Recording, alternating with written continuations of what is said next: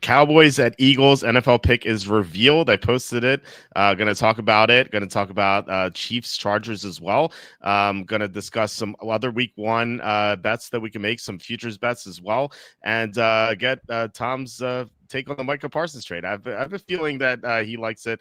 Before we get into everything, please hit like, subscribe, comment below, share this video. Visit the link in the description for the merch store. As always, I'm wearing something from the merch store. It is our Pedo Pete t-shirt. I get some positive feedback from that. Some people are like, what is that? Other people are like, oh, that's funny. Anyway, you can get that as well as any other shirts on the merch store right here.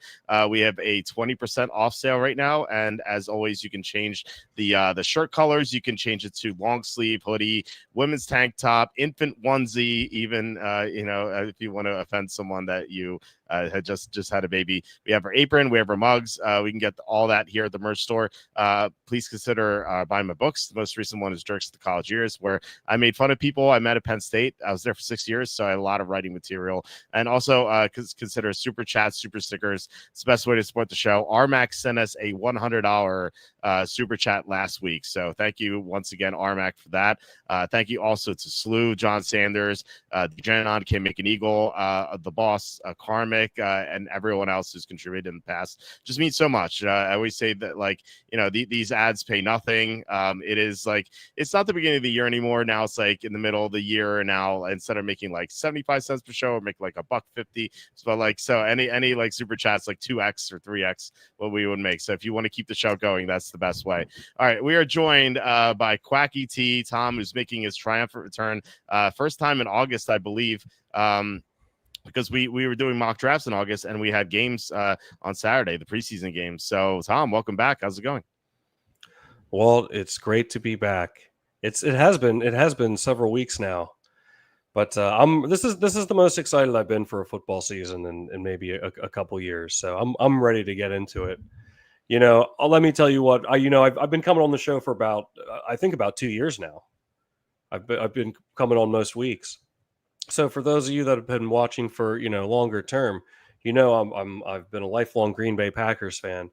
Walter, I jumped out of my chair. I couldn't believe what I was reading because as y'all know, the Packers don't really make a splash, and with free agency, they're not really known to do that. And I couldn't believe I actually had to do a double take at my phone, and I was very excited. Of course, I mean, why wouldn't I be? So yeah, I mean, I already had high hopes for Green Bay this season, and now they're the expectations are even higher. So where do you think this puts them? I think you saw everywhere. Oh, Super Bowl. I think they certainly had a chance. I think they had a chance before. So I'm interested to see where you weigh in on that. I moved them up to 6th in my power rankings, so they certainly have a chance. They're third in the NFC, behind the Eagles and the Redskins. I was kind of like going back and forth whether or not to put the Redskins 5 or the Packers 5 and then the other team at 6. So I wasn't quite sure. It's close. I'm sure some people in this chat will tell me how foolish I am to have the Redskins in the top 5, especially with the Packers now having Micah Parsons. The Vikings were close too. I almost put the Vikings at 6 and the Packers at 7. I think those 3 teams, Vikings, Redskins, Packers, are all very close. I didn't know how to quite order them, but they're all in Group A. The Packers certainly have a chance to win the Super Bowl. I didn't really like their chances beforehand, just because I didn't trust Jordan Love. But having one of the best, if not perhaps the best defensive player in the NFL is just such a game changer. And so that's just going to make the Packers just so much better. But yeah, I mean, look, their Super Bowl odds are now 12-1. They were like 18-20, maybe 22-1 beforehand. Now they're 12-1. There's no value there anymore. Although I pointed this out on the video I did. I posted like an 8-minute video about it that night. I was like, if you want to bet the Packers to win the Super Bowl, I was like, just bet them, just bet their exacta, like over the Bills, Chiefs, and Ravens. Like they're all like 40-1 or so. Like one of them is 45-1. I can't remember which one. I might as well just pull it up because Okay. why not? Why not? Yeah. So I think that's the best way to do it. And obviously you get hurt if one of those 3 teams does not make it to the Super Bowl. But I think that those 3 teams are just so much better than everyone else in the AFC. If you want to throw the Broncos in there, you can. And I'll we'll show you the where are the futures here? What are they doing? Yeah, all right, here we go. Futures, and then we have exact results. So we can do this. Packers to beat. So the Bills are 45-1, Ravens 45-1, Chiefs are 50-1. So actually they moved up a little bit. And if you're like, okay, maybe throw the Broncos in there. You have the Broncos here at 150-1. You have Chargers 161, Bengals 160-1, Texans 181, etc. Steelers. I know Butter is also a Packer fan. Likes Packers Steelers for the whole Aaron Rodgers narrative. So that's 200-1. So you can make small bets here. You can allocate most of your money here, and that's better than these Super Bowl odds. I believe there's still there were 12-1 that night. Let's see if they changed. Yeah, they're still 12-1. So I'd rather bet those three than this 12-1 personally. So that's something I'd recommend if you want to bet the Packers. I, as you guys know, I bet exactas on everything. So I might throw Packers in a little bit, but I'm with Patrick here. I still don't trust Jordan Love. He was my fantasy quarterback last year and super inconsistent. Jacobs is a total stud. Yeah, that's my one hang up here. Like Jordan Love is so hot and cold. I don't really trust him all the time. Like, like what if he has his cold streak in the playoffs and he's just awful sometimes. I don't know. Like late in the year, his footwork is awful. Like he was starting off his back foot all the time, and that really cost him in that Vikings game. And I think it was week 16 or 17, whatever it was. He was like atrocious in that game. So I don't know. Like I don't think they're better than the Eagles yet. And Redskins and Vikings, I think are equal. The Redskins have the best quarterback of the three. At least I think so. So they're all pretty close. So I mean, you tell me. I mean, you're the fan here. Do you like their chances? Are you going to bet them? If you do you like the exactas? So how are you feeling? Yeah, I mean, I think I might bet them. I mean, Green Bay. I mean, they had the youngest roster in the year. The youngest roster in the league last year, if I'm not mistaken. And they still, I think they finished. I think I read they were like 5th in defensive EPA. Now, of course, they lost Jair Alexander now. But I mean, I don't know. I really think this is a young team that they've been together for a couple of years. I really like the addition of Golden. I really love Jacobs. Now they have Micah Parsons. I mean, they have depth at at tight end. I love Tucker Kraft. Man, I think they have a good shot. I mean, they might have to pull off like I don't know, like the sort of win like when the Bengals beat the Chiefs in the year that they went to the Super Bowl. Like they might be they'll probably have to beat a team they're not expected to beat, I think, to do it. But it could happen, of course. But I don't know. I'm just very I was already excited about the Packers this season, and now I really am. Of course, what Packer fan wouldn't be? But yeah, I'm looking forward to it, man. Yeah, they're the favorites in the division too. If you look at the divisional odds, Packers plus 165, Lions plus 190, Vikings plus 360, and the Bears 6-1. As Antonio Brown actually quote tweeted, he's like best value Lions, and I wanted to quote tweet him, no, best value Vikings. I still like the Vikings. I mean, those three teams are pretty close. And the Vikings are plus 360. Otherwise, the Packers are 165, Lions 190. Actually I think I had the Vikings at like plus 720, I think, for a 1-unit wager, just because I got like one of those like 100% profit boosts. So I put it on the Vikings twice. It was like $50. So DraftKings was offering them a lot in July. I haven't seen them in August, unfortunately. So you always have to look out for those boosts and stuff like that, and that's why I always say you have to have accounts at multiple sports books. Like FanDuel on Tuesday, they ran a futures day. They're promoting it for like 2 weeks. I was like, what is this? And then every 3 hours they had a different promo.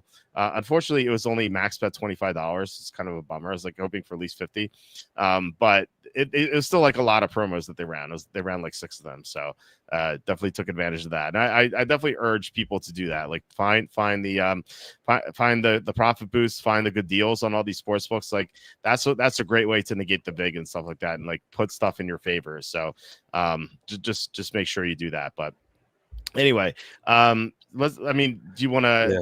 Do you want to talk about like the Cowboys angle in this? Like, do you think the Cowboys were dumb to trade Parsons, or does it make sense? Like how do you feel Dallas made out in this?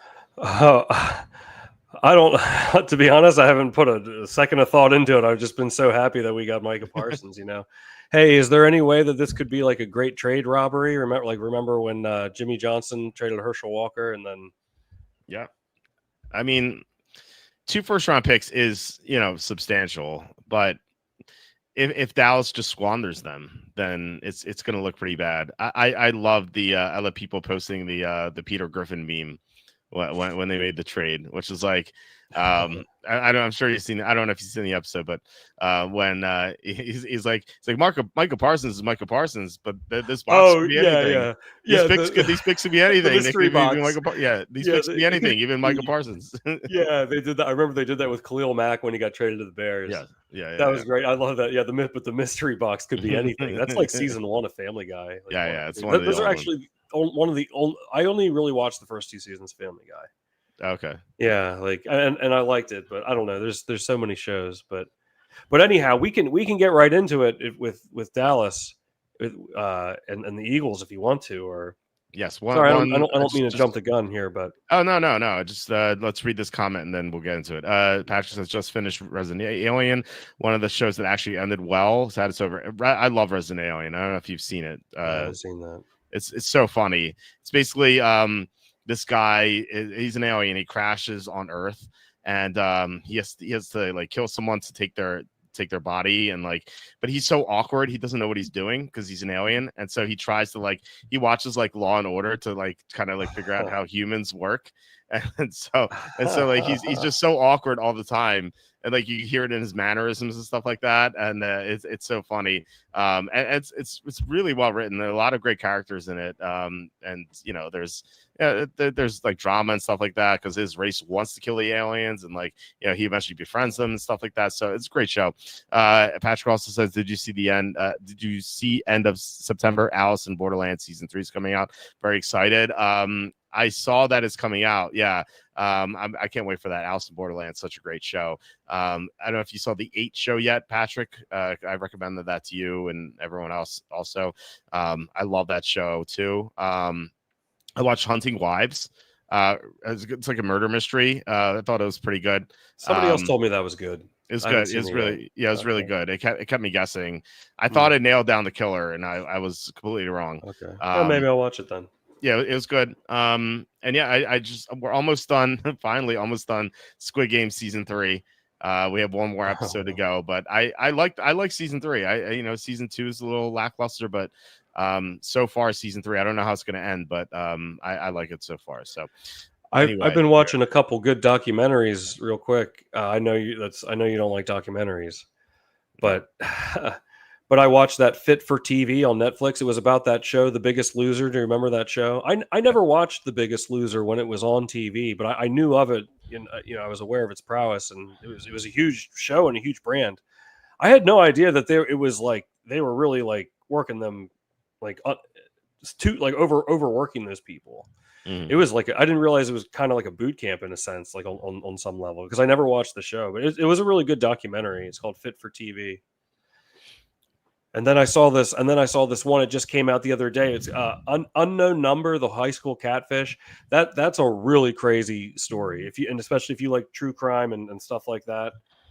Unknown Number, that was a really good one. So it's only about an hour and a half, and it's pretty easy. It's one of the more wild stories I've heard in some time.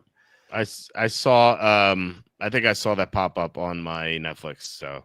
That looked kind of interesting. I don't like documentaries, but I like a good murder mystery. So or whatever it is. So maybe I'll watch it.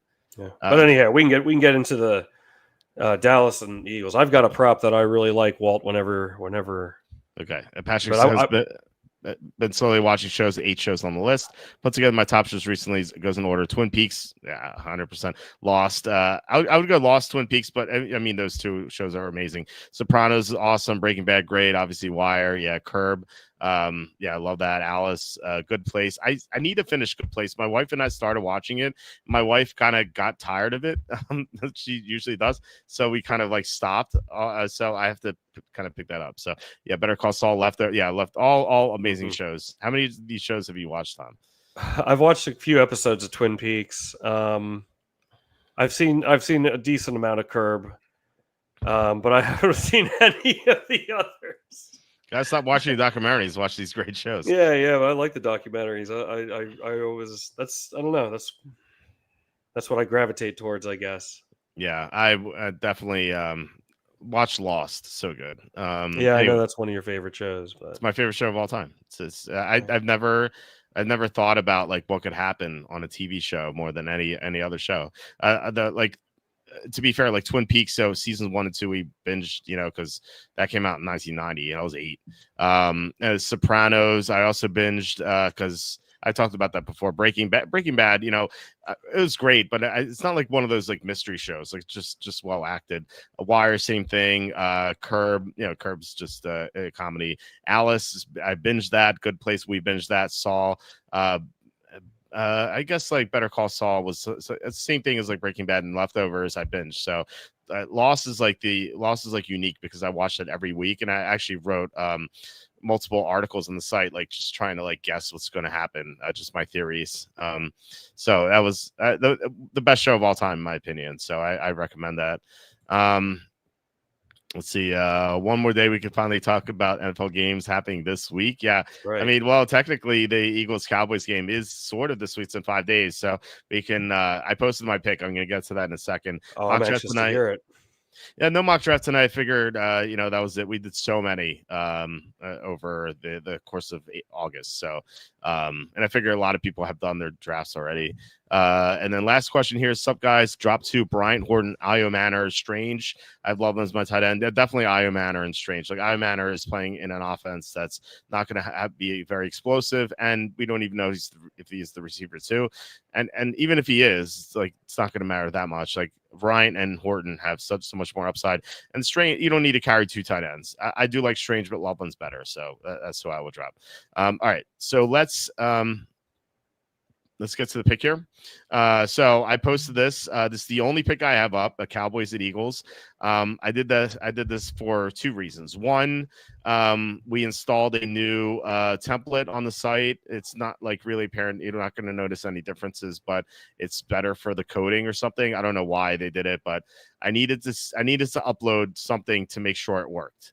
And 2, I did it for the show tonight, just to have another thing to talk about. So, Cowboys at Eagles. The line is Eagles minus 7.5. It was 6.5 before the Parsons trade. Total is 47. It was 46 before the Parsons trade. So makes sense for the total to be higher. So when you think about this matchup, I think it really favors the Eagles for a few reasons. One, Dallas lost Parsons, and when they didn't have Parsons last year, they just really struggled, and I think they're going to struggle to get to Jalen Hurts. They're not going to have much of a pass rush, so Hurts is going to do whatever he wants. And the Cowboys were awful against the run last year. The Eagles run the ball better than anyone else in the NFL. You could maybe argue Ravens, but Saquon Barkley nearly broke the rushing record last year. So Barkley should have a great game. And then on the other side of the ball, you have a Cowboys offensive line that has some injuries right now, and they're not that great to begin with. So you're going to have the pass rush all over Dak.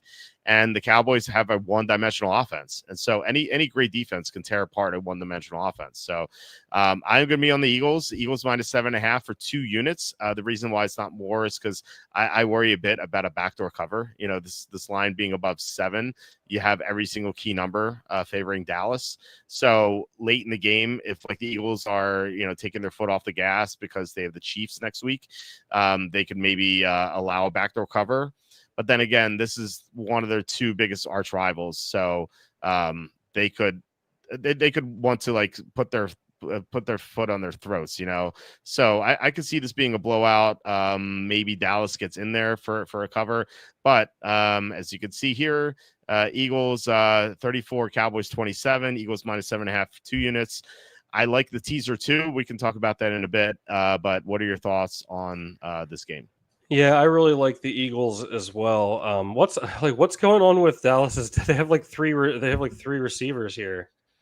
Like what's going on? Receivers. What do you mean? No. What's going on with their depth chart on the receiver? I don't know. I really don't. I really don't see the Eagles not covering this. And for those of you who don't know, Walt and I have a joint entry in the Circa Millions contest, and also we're doing a super contest on mybookie.ag. And the contest at mybookie.ag, the lines for the contest move. So we actually have the Eagles at 6.5 on our card, which I really like. But What I like in this game, Walt, is I like Dallas defense or special teams at anytime touchdown. It's I found it at 7-1. Okay. Why? I think that's not going to be a popular. Like, I don't know. Like, they still have Kavontae Turpin. Like, he's known to run him back. I think that's a pretty good number. I have a weird feeling. And to stop the Eagles, I feel like they're going to have to pull out like some, I don't know, maybe pull out some gadget plays or something. What do you think? I don't think I can get to that. The Cowboys are going to have one of the worst defenses in the league because they don't, like, not only do they not have Parsons, they don't have a couple other players. Demarion Overshone is their best linebacker. He's out. So like Kenneth Murray starting at linebacker, he's just atrocious. And then what's his name is you have Trayvon. I don't know if Trayvon Diggs is a full strength, but like really, they're missing the best linebacker. They lost the best pass rusher. Maybe their second round rookie, Zeriku, does well, but like they're just so bad in the interior. Like Kenny Clark's not going to help. Kenny Clark didn't even play well last year. He's 30 now.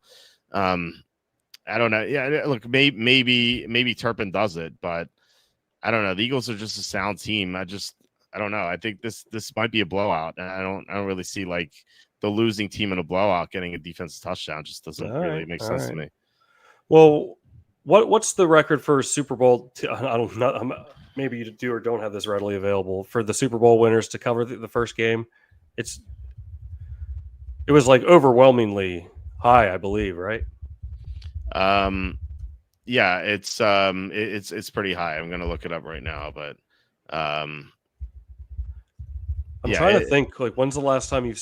I remember when the Chiefs really crushed the Patriots that opening night.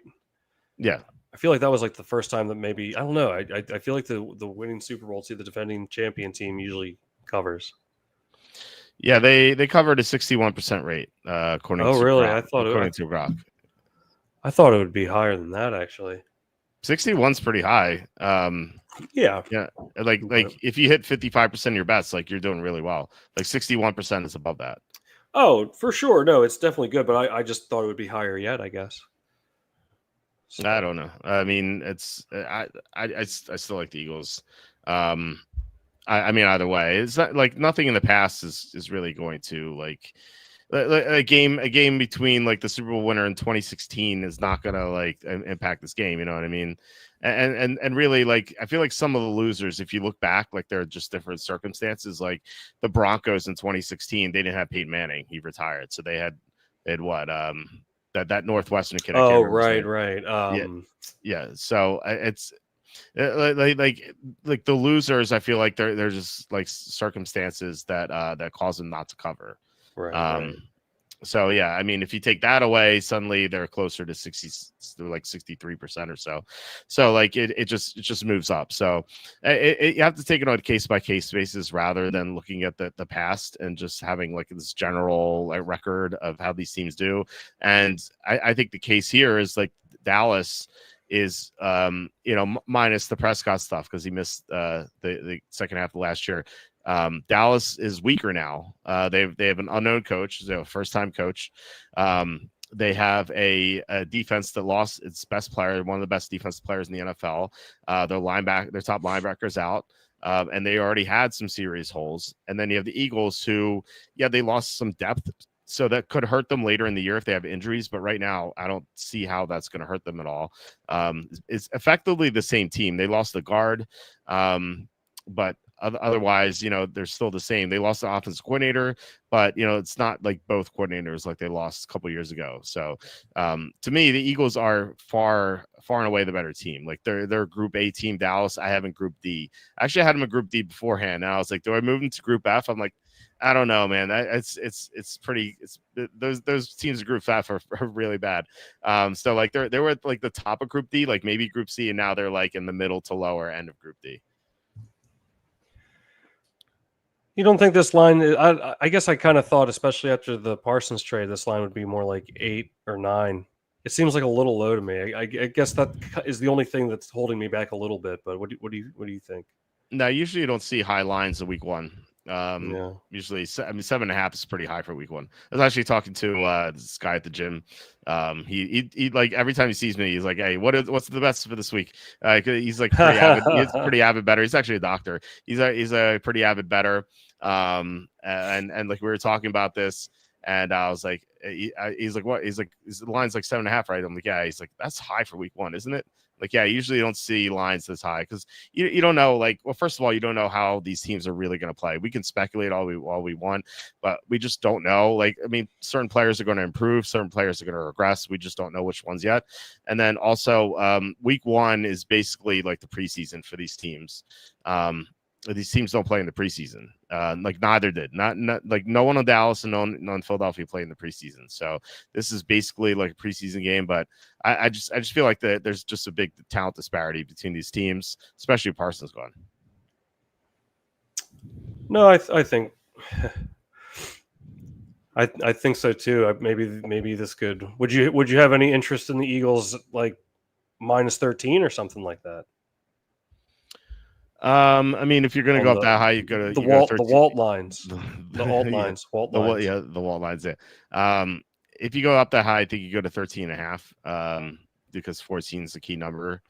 Yeah, maybe. Yeah, I can see it, but I don't know how different the VIG is going to be between 7.5 and 13.5 because you're not going through any key numbers, so you might just not be getting a good deal on that. So it depends. It depends, like what the VIG is, you know. Where's the money going? Sorry. It's about 2/3 on the Eagles, not like substantial amount. Is that it? I thought it would be a little higher. That's interesting. Yeah, I'm seeing 64% on the Eagles. Number of bets 64%. So, do you want to take a guess on the team that's getting the most action in week one? Let's do like yeah, yeah, I don't know. You try to guess which team is getting the most action in week one. It's 82% of the money or the bets is going to one team. Hang on. I'm looking up and down the schedule. Yeah. While you guys, I'll read some comments. LSU's going to pull it off. Yeah, I saw that at the end. -7, -110 off of schematics, as some people call it. You get limited so easily on schematics. I don't know if I trust them, but yeah, definitely shop around. I'm gonna be looking for sevens. I haven't actually bet this yet. I Smith over 54.5. Oh, we're definitely going to get to props. Smith over 54.5. Ferguson over 33.5. Hurts over 35.5. Rushing. Pickens over 50.5. Brown lands to score touchdowns. 250 in bonus bets to win 137.50. Oh, nice. That's a parlay. Cool. Yeah, I think they could get there.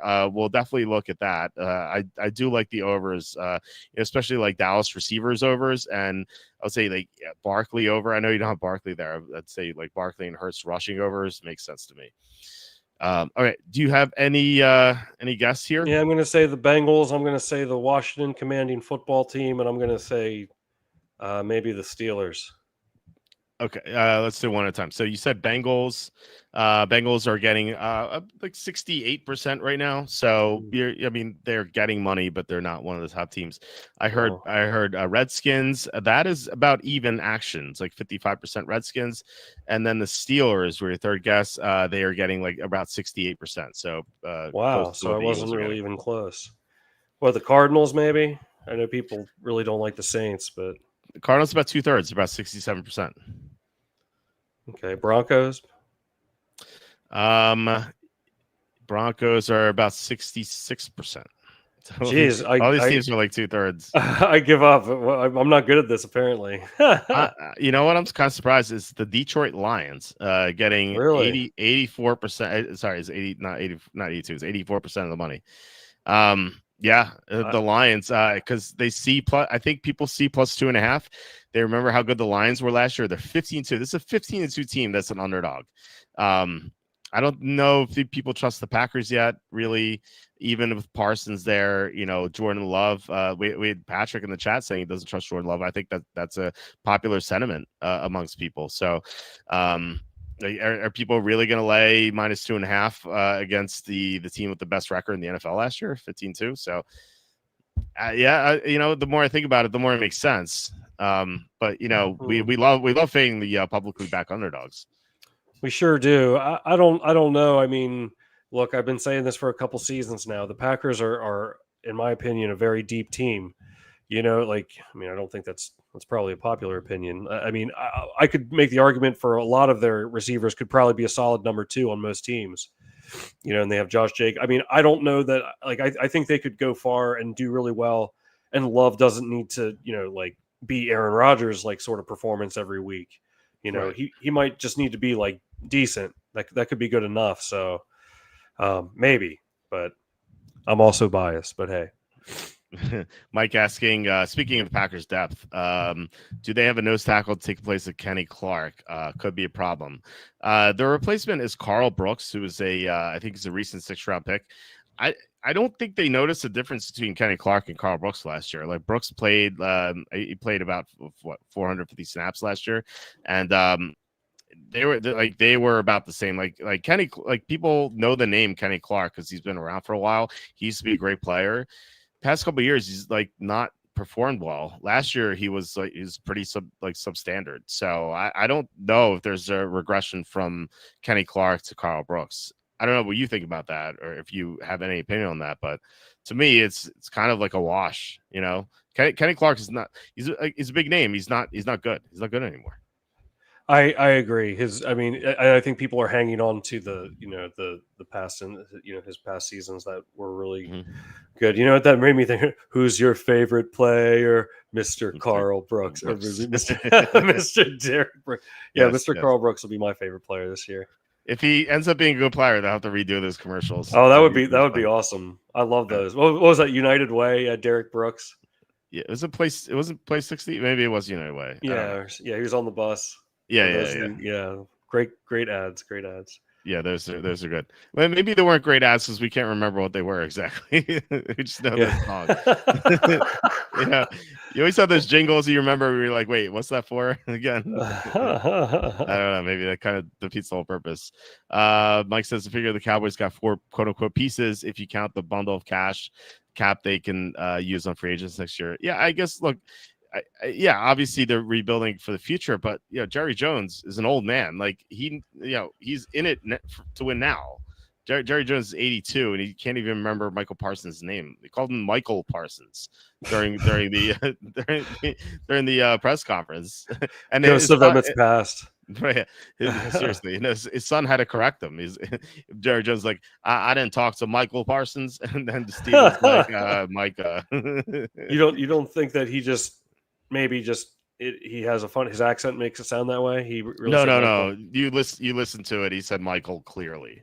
I thought the same thing. I'm like, is this just like people just making fun of him for no reason? No, he clearly said the L in Michael. He said it. So, wow. Yeah, it's pretty bad. He did it multiple times too. It's not just a slip up once. He did it multiple times. Look, he's 83 in October. Like is he really? Wow. Yeah, he's an old man. Like, and we're gonna get there one day, but he should not be running a football team right now. Like he's past his prime. You know what this reminds me of is the Al Davis circus show. Like we saw in the final days of Al Davis at the Raiders, where like the Raiders used to be a great team back in the 70s and 80s. They won Super Bowls. They were a formidable team. Like they were well respected. Al Davis was highly respected, but late in his tenure as the owner, he made so many dumb mistakes, taking Darius Howard-Bay in the first round, like so many dumb moves. And he would have these weird press conferences where he'd be like, what he said, Jamarcus Russell is a great player. And that's all he said in the press conference. And it's just it's like a circus show. Like I made fun of him so many times that he had undead people working for him, like the gargoyles and the Cyclops and that's the people in his front office, because it was such a joke.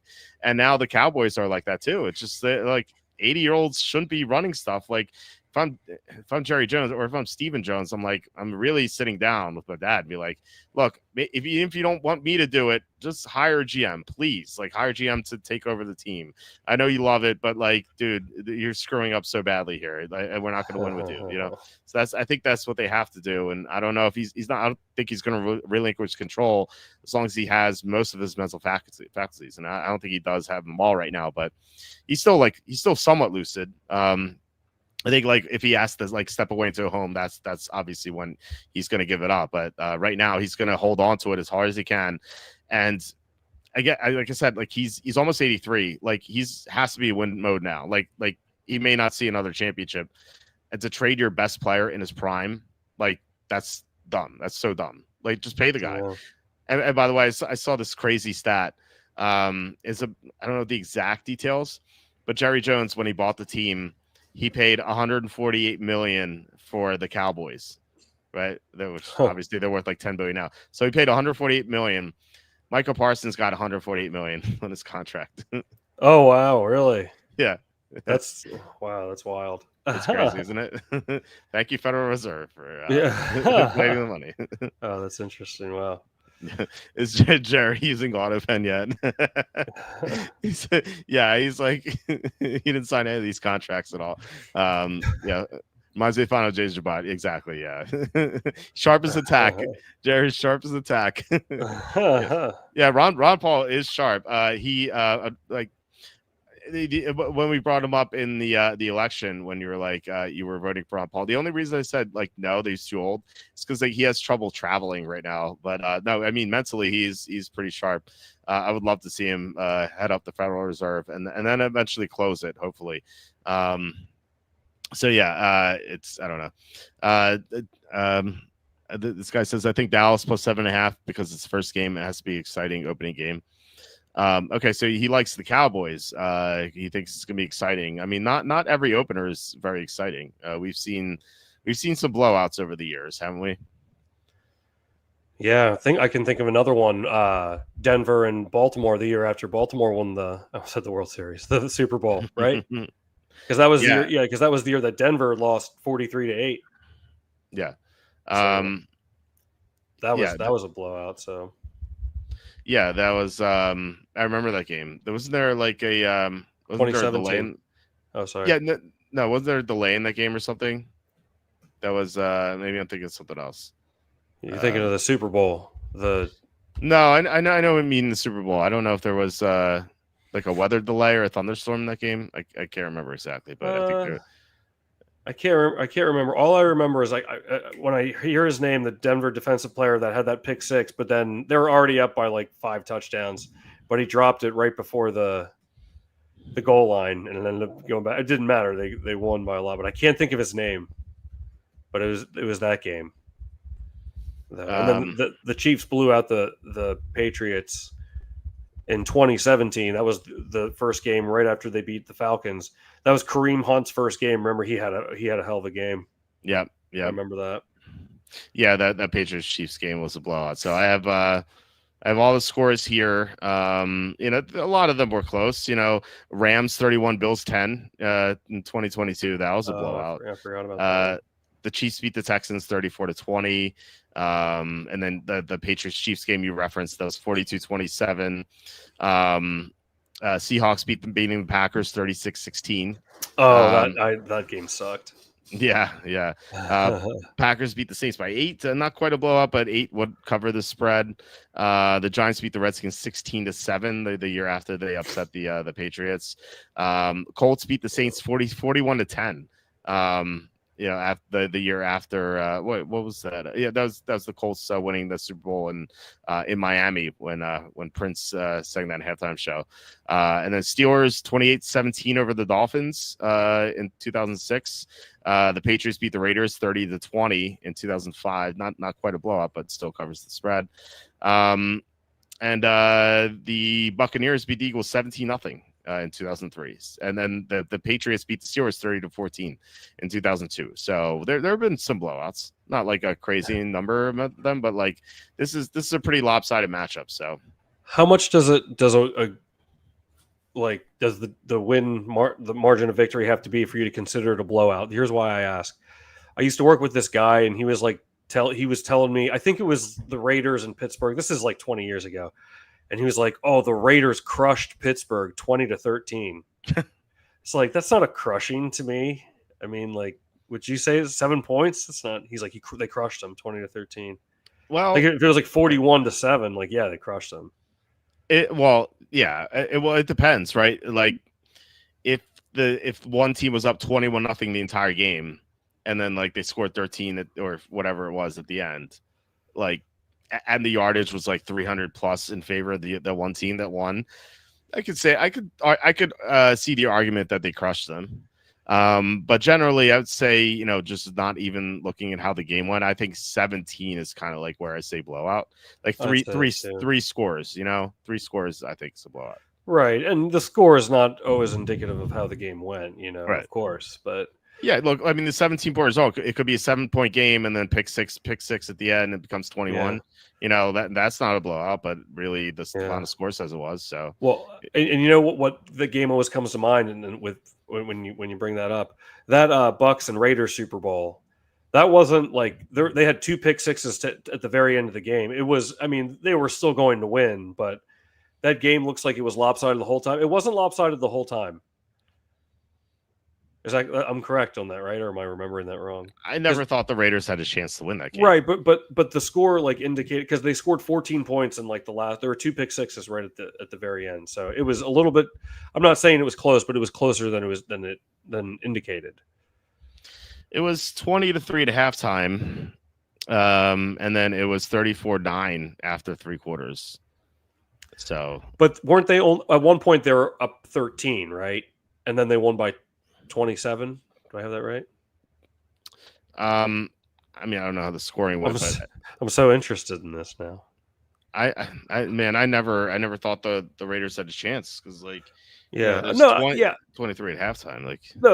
I didn't think so either. I'm just saying that this looks more lopsided than it was. Yeah, because I think it was 21. Yeah, it was 21-34, and like they had the ball, like they would have needed a miracle, but then it was two back-to-back pick sixes, which would have accounted for the 14 points that Tampa Bay scored in the fourth quarter. Right. So yeah, it was, they were still going to win, but it was 13 points. Like, I don't know if I'd consider that a blowout. They beat them handily, but I don't know if that's blowout territory or like maybe that's crushed them territory. I would like to see the stats on this. I don't know if they have it, but I definitely did not think. There you go. Right, there we go. I think at one point it was 37-24. Yeah, okay. Again, I'm just saying it was a little bit closer. I'm not saying it was a close game. Well, again, threw 5 interceptions. That was yeah. Let me see here. Remember what was the center's name that disappeared? Barrett Robbins. He vanished before the game.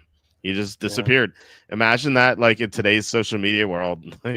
things like people will be going nuts about that. But yet there are people who don't know, who are listening. The Raiders center, Barrett Robbins, he vanished. He just gone. He just disappeared for the game, like the night before the game. He just left the hotel and just didn't come back.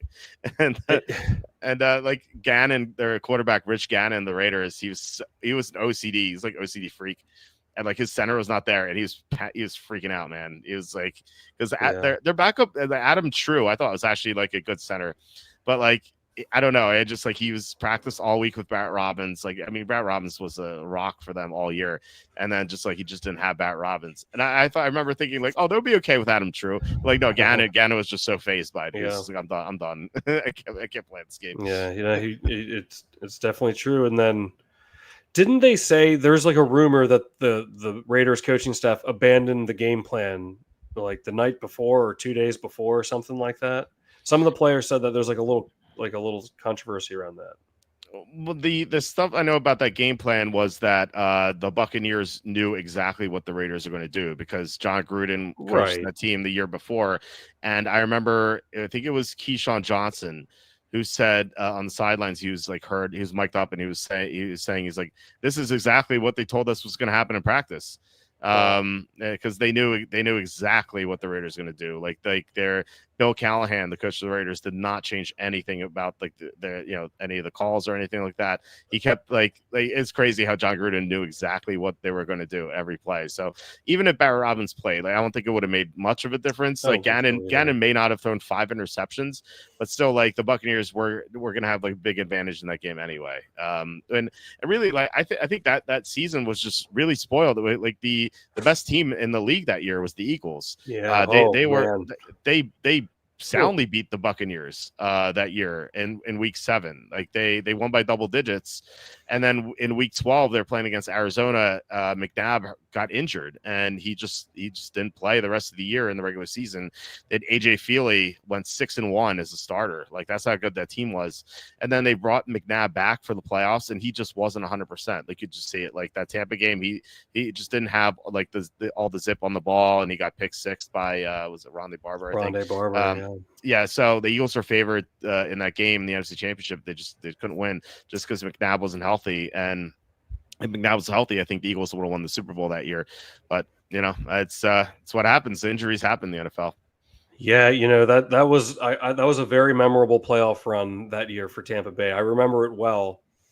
One, because have you ever seen that? It's you can find them on YouTube, but they used to release a DVD of it. It was called America's Game, and it would be usually the head coach and 2 players from the winning team, and they would kind of walk through their season. It was for whatever team won the Super Bowl.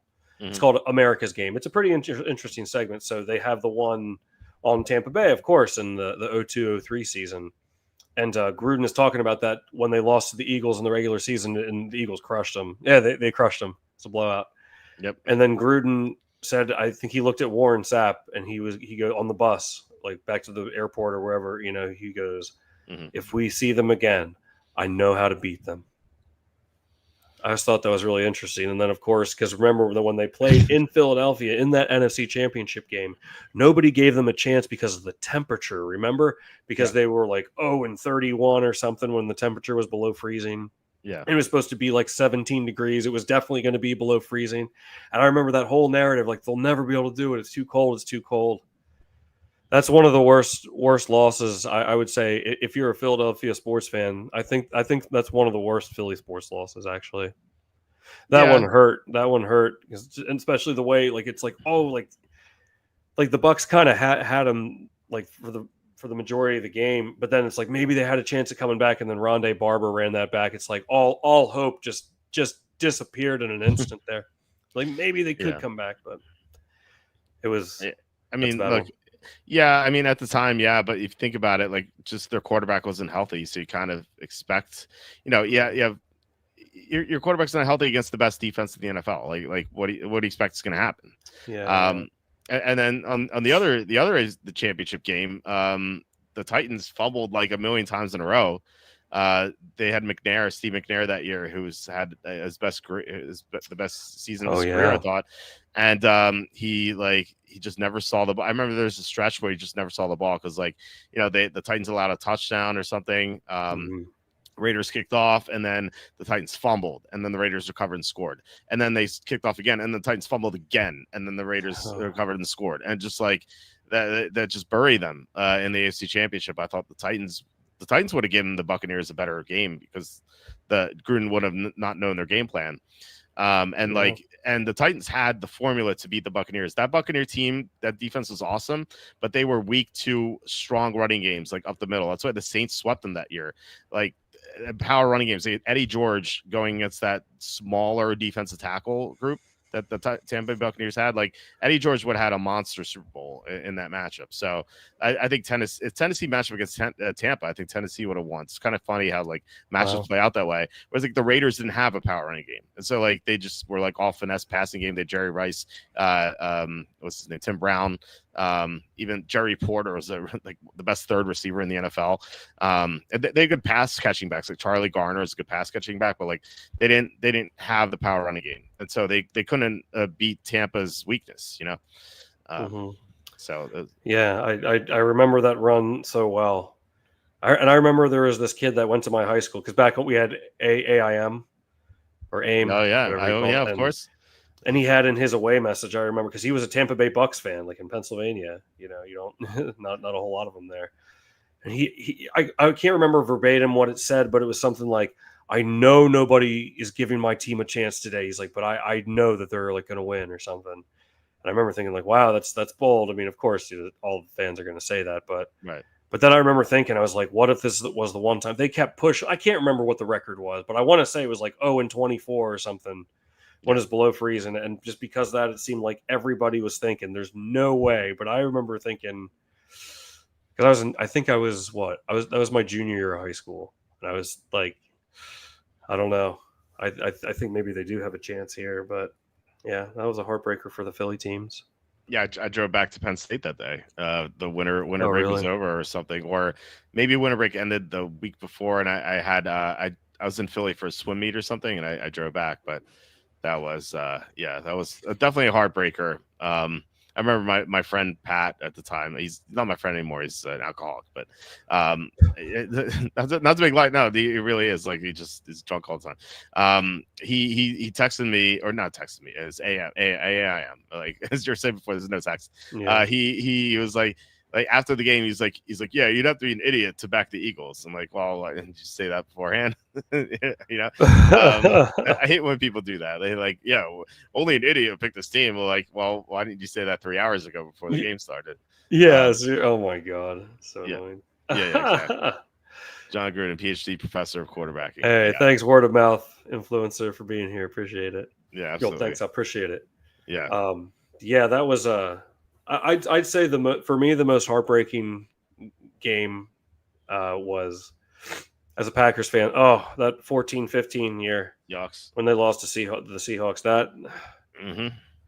I was so hard to stomach. But I will always say, I thought I was hurt, and that was the last time I had sports depression. That hurt. You get that 300-pound weight on your chest feeling, because it's like they had it. They gave that game away. And it wasn't just the Brian Bostic like fumbled onside kick. Like it was so much more than that. It was so much more than that. And I always feel bad that they just blame him for that, because it was so much more than that. That just happened at the end in a critical moment. And that was, I swore off like feeling bad about my sports team's losses after that, because that one hurt. But I'll never forget, because then, of course, the Super Bowl was that Patriots-Seahawks Super Bowl when they threw that interception at the 1-yard line. And I remember thinking, I'm hurting. Imagine being a Seahawks fan after that. Oh, my God. Yeah. Well, imagine being someone who bet the Seahawks, and then because they lost that way, I had to get lots of spam / hate mail or hate posts from Jerry Jackson on my Facebook wall. that was the Jerry Jackson year. You took the Seahawks. What'd you say? You took the Seahawks. I did take, in that game I took the Seahawks. What were they? I don't know. Plus they were close to even. They were close to pick 'em. I don't know exactly what that spread was, but oh wow, yeah. I mean, there's a lot to unpack on that play in that Super Bowl. Well, I don't think there's much. I mean, Pete Carroll's an idiot. Like they had the Patriots still, I believe, one timeout, right? And then like 40 seconds or something. Mm-hmm. Like you run the ball, you keep it on the ground, because even if they stop you, they force the Patriots to take timeout. Like you don't want to give the ball back to Tom Brady with time and timeout. Like you run the ball. If anything, like if you're the Patriots, you allow the rushing touchdown so you have more time in the timeout. Like it's insanely stupid to throw the ball. Like there's really no reason behind it. And by the way, the Seahawks are +2 in that game. They're +2. Okay. Wow. Yeah, but what if it had worked, and they'll be like, oh, the play that no one ever thought would happen. Like, oh, isn't Pete Carroll a genius? Everyone in the world thought that he was, because the Patriots get the ball back with time and a timeout, and you have right. I agree on that, but if it worked, he would look like a genius, because no one ever would have thought that was going to happen. But that's what I'm saying too. Even if he would have run it in, they would have been 31-28, and the Patriots would have had 30 seconds and a timeout. Right, but that's like, okay, so no, I understand what you're saying. No, there's zero reason to throw. Like I can't think of a reason to throw, because even if you're Seattle, it's first down, right? Like you don't necessarily even want to score on that play, because you force the timeout. Because if you score, if the Seahawks score on that play and the Patriots score at the end, no one is ever talking about that play ever. Because the Patriots win that game. Right. So you have to make sure that you either score or take time off, or the timeout. Like you have to, you just can't give Tom Brady that amount of time in the timeout. Right. Like you're just gonna lose. Like Tom Brady was on fire in that fourth quarter. Like the Seahawks score in the first down, they probably lose the game, but at least they take the lead and give themselves a chance. Whereas like throwing the ball, even if it's incomplete, you stop the clock, which is what you definitely don't want to do. Like that's the worst thing, not scoring and stopping the clock. Like that's just how many timeouts? Go ahead. Sorry. That's just I was just saying it's the formula to lose the game. I think the Patriots had one timeout. Yeah. Oh, don't get it twisted. I'm not saying I think it was a stupid move. That's what I'm saying. Like, I guess maybe that's why he did it. It's like, oh, I'll look like a genius if this ends up working out, because everyone thought that. Like, that's the only thing I can come up with. I'm not. I'm not defending it. I know. But it's such flawed logic on his part if he thought that, because even if he scores there, right? And like, oh, what a play call. But like, if the Patriots end up winning the game, no one ever remembers that, So like you give Brady an opportunity to win, whereas like, you run the ball with Marshawn and like either he scores, you take the lead, or he doesn't, and you take the timeout out of the Patriots' hands. I remember I was delivering pizza at the time, and like I worked in pizza places for years, and something we would always do on Super Bowl Sunday is we take a box and everyone would write their guess of the final score. And I remember my guess of the final score was Seattle 31, New England 28. And there they were at the 1 yard line, down 28-24. And I had nothing to gain. It wasn't, I didn't have any money on that, which that would have been amazing because it would have been great odds. But I just kind of sat there and I'm like, can't believe I'm about to call this score right. And I was like, oh, wow. I mean, thankfully I didn't, because that would have been. Imagine I had like 1,000 to 1 or something. It wouldn't be that much, but like on a final, you know what I mean? But like something like that, and then that happens. Yeah. What would happen is if you got that right and you don't win money on it, like you'd be chasing that your entire life, and you would just lose every year on it. Yeah. No, that's how it works. Which moment do you think was more like overwhelming? What Super Bowl moment? The Malcolm Butler touchdown, or the Malcolm Butler interception at the 1?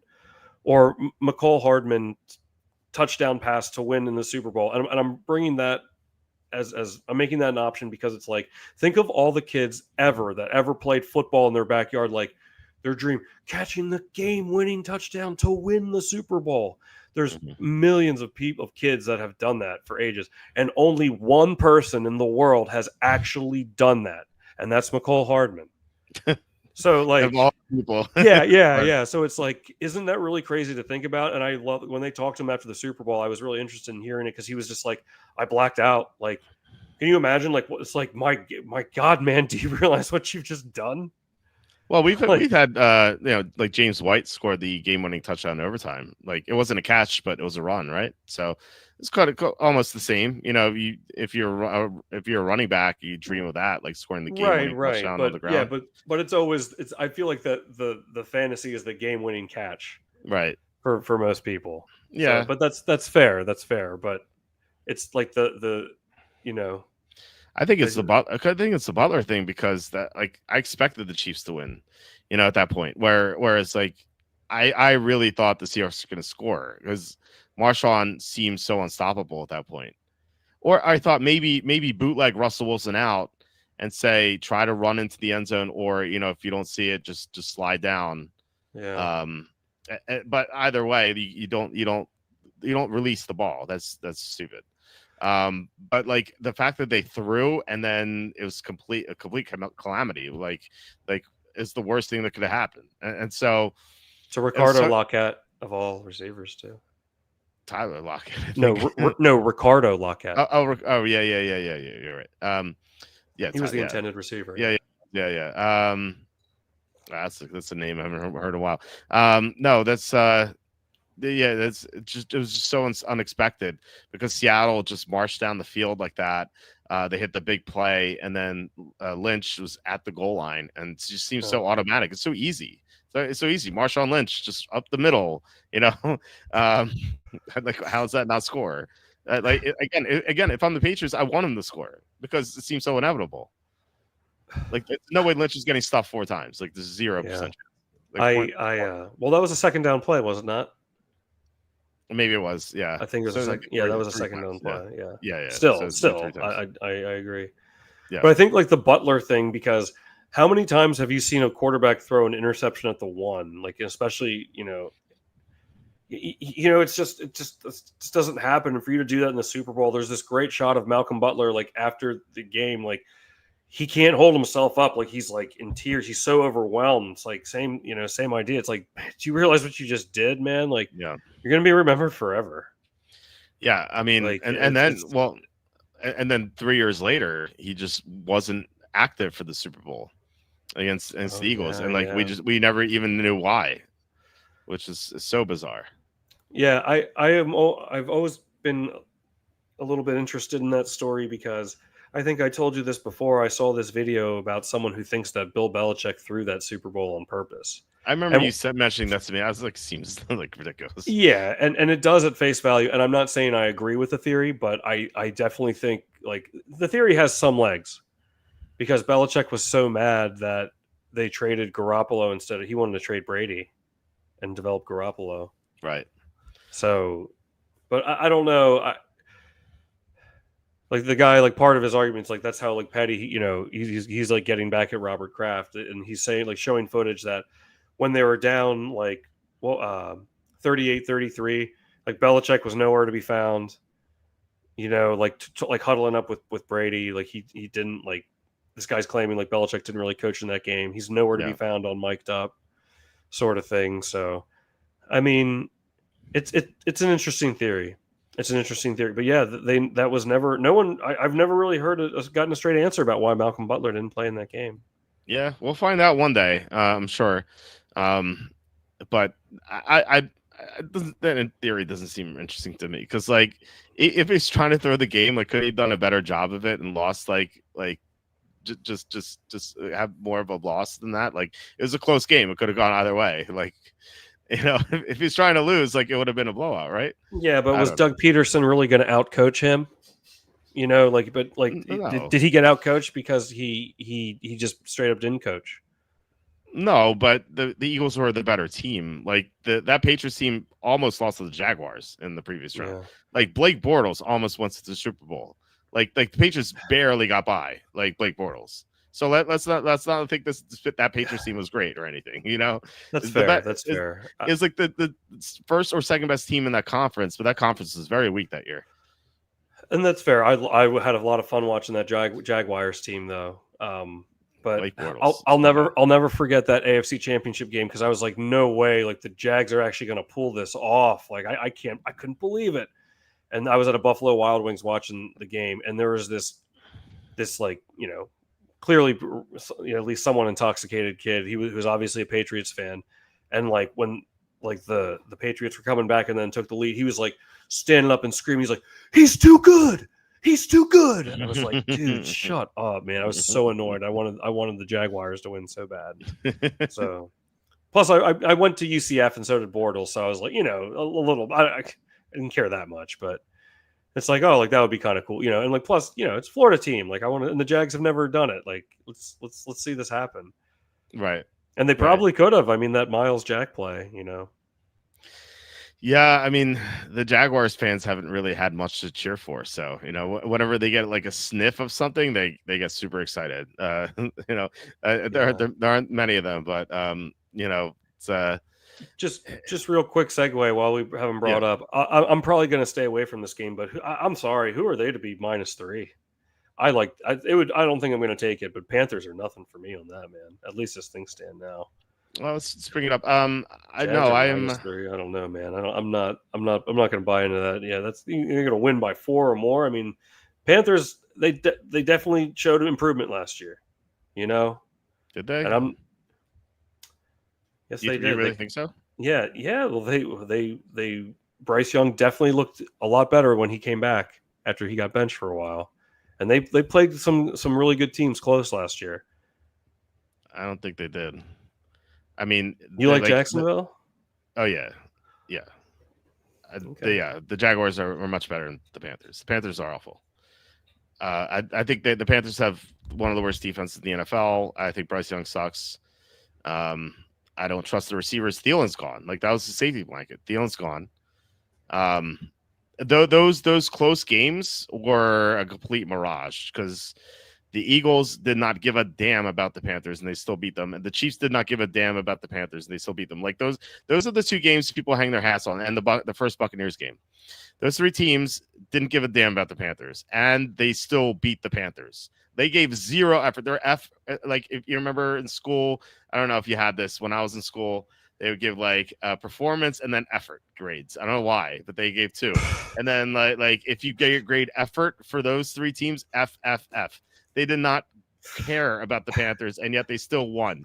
When the Panthers were challenged there twice late in the year, when two teams cared about playing against them, Dallas obliterated them, and then Tampa the second time obliterated them. I know Carolina had the flu in that second game. I don't. There still would have been a blowout. Like that Panthers team. They almost won. Their three best games are almost wins. It's so funny. They didn't win any of those games. That was such a mirage that I feel like people have walking to this trap and thinking the Panthers are good. I think they are horrible. I don't think they're quite like Group F, but they're very close. They're very close to me. It wouldn't surprise me at all if they're in Group F by week 3. Well, I don't think they're great, but I'm not ready to trust this Jaguars team -3. I don't know, man. Well, Trevor Lawrence is healthy. This is the first time since 2022 he's going to be healthy. Well, first half of 2023 he's healthy. Remember that team was 8-3 to start the season, and then Lawrence week after week, new injury. That year, yeah, because I bet him to win the Super Bowl. Right, and then 2024, I don't think he had so many injuries. I just don't think he was healthy last year. Plus, Doug Peterson's coaching like he had one foot out the door. Anyway, he knew he was going to get fired. Now they have a new coach. Now, this is the only thing that bothers me about the Jaguars week 1 is they have a new coach, but they have an established veteran quarterback. That Brian Thomas Jr. is awesome last year. They got Travis Hunter. Like they have like what could be Jamar Chase, T. Higgins, the receiver. They have like two dynamic weapons. I like Brenton Strange too. Offensive line's not great. Defense is not great either. But like they just seem just far superior to Carolina, I think. And they're also going to have the advantage of the weather. We think. Or at least I think like that the playing outside in the heat in Florida, the Panthers going to have to wear their color jerseys. That's also a factor. I just think this Jaguar team is going to be energized because they have a new coach and stuff like that. Like with Peterson last year, they're just going through the motions because they knew it was going to happen. To me, this is Jaguars or nothing. Like I said, if Liam Cohen had experience, I would love the Jaguars here. But the fact that this is his first game, that gives me some pause. But I'm going to be on. It's like I said, Jacksonville or nothing for me. Wow. Okay, that's probably going to end up being nothing for me then. Yeah. No, I'm not ready to trust him yet. I'm just not. I don't have a whole lot of interest in it anyway, but since we were talking about them, just think of them as the team that started 8-3 in 2023. Like this, I think that's a good comp for them because like I said, last year was just a lost season with Lawrence not being healthy. And Lawrence is going to be healthy for the first time in 2 years. So yeah. I think it's a good opportunity to buy low on the Panthers and sell high on it's buy low on the Jaguars, sell high on the Panthers. Because like I said, like everyone anchors them to those 3 games they almost won. And like they were playing against 3 teams that didn't try hard against them at all. Like you seem like you really like Jacksonville. Like, would you take him in Survivor? No, because you could take the Eagles in Survivor. Yeah. It seems so easy. It was easy before Parsons. It's even easier now. We could talk about Survivor if you want. I think. Yeah, I've got 2 entries this year. This is the first time I've done Survivor in many moons, actually. Oh, really? Why haven't you done it? I don't know. I usually forget. I've never really been into it, I guess. I haven't done it in a while, but let's put the candidates on the board. Okay. I think Eagles. Tell me if you see a candidate. It's Chiefs, Chargers, no. Let's put the Redskins on the board. You mentioned the Jaguars. Let's put them. I don't think so. But Steelers, maybe the road team. Patriots, no. Cardinals, I think, are definitely a candidate. People will like the Bengals, even though they got burned last year. Tampa, Atlanta, no, it's too close. Denver's another one. Niners, Seahawks, no. It's kind of a coin flip. Lions, Packers, no. Texans, Rams, no. Ravens, Bills, no, and Vikings, Bears, no. So, okay, so we have how many candidates here? We have 1, 2, 3, 4, 5, 6. We have 6. We have Eagles, Redskins, Jaguars, Cardinals, Bengals, and Broncos. I don't know why I picked the spreads. I should have picked the money lines, but whatever. It doesn't matter. Oh, that's all right. Yeah, I think so in my two entries right now, I've got the Eagles in one entry, and I've got Yeah. the Broncos in another entry for right Okay. now. You wouldn't ever. Well, I mean, I know you say never save a team. So what if not saving a team meant you had two entries and you had to use the same team, or is that too risky? I Assuming, like I'm saying, if you get to like week, I don't know, obviously not week one. what I do is I plan it out. Like I map out 9 weeks, and then I kind of think what I'm gonna do there. It's not like saving a team. It's kind of like making sure you have a game plan and make sure you don't get trapped into not having a good pick. I think you can like like I said, it's not quite saving a team, but it's just make sure you have a game plan. I wouldn't go ahead in 9 weeks because you just don't know what's going to happen at the end of the season. But the reason why I Right. say like don't save a team is because like let's just say that you don't take the Eagles here, you take someone else. But like, what if Jalen Hurts goes down and like they have other injuries too, and then suddenly you can't take them because they have so many injuries? Well, you're going to feel bad that you didn't take them in the beginning of the year. So like the Eagles are at their peak right now potentially. Like maybe they stay there, but like right now they are at their best and they're playing against a team that sucks. So I think the Eagles are a great pick. If the Eagles were not available, I think Denver is probably where I would go. Maybe Denver or Arizona. The only hesitation I have with Denver is that Sean Payton's record in weeks 1 and 2 is atrocious. He's 3-18-1 against the spread Wow. in his weeks 1 and 2 games. It's not 3-8, 3-18 against the spread in his weeks 1 and 2 games. That's Like wild. that is awful. Like I don't know That's how that's so bad. And like he's lost some games as big favorites. Remember 1 year against Tampa, he was like a 10-point favorite with Drew Brees. He played against the Buccaneers, who had like it might have been the Ryan Fitzpatrick year where they started 2-0. But they lost outright to Tampa at home as 10-point favorites. Like Sean Payton has lost these games before. So that would be my worry. Although they are playing this Tennessee team's not good. Their defense is awful. I do like Cam Ward. They're going to be better than they were last year, but their defense is still awful.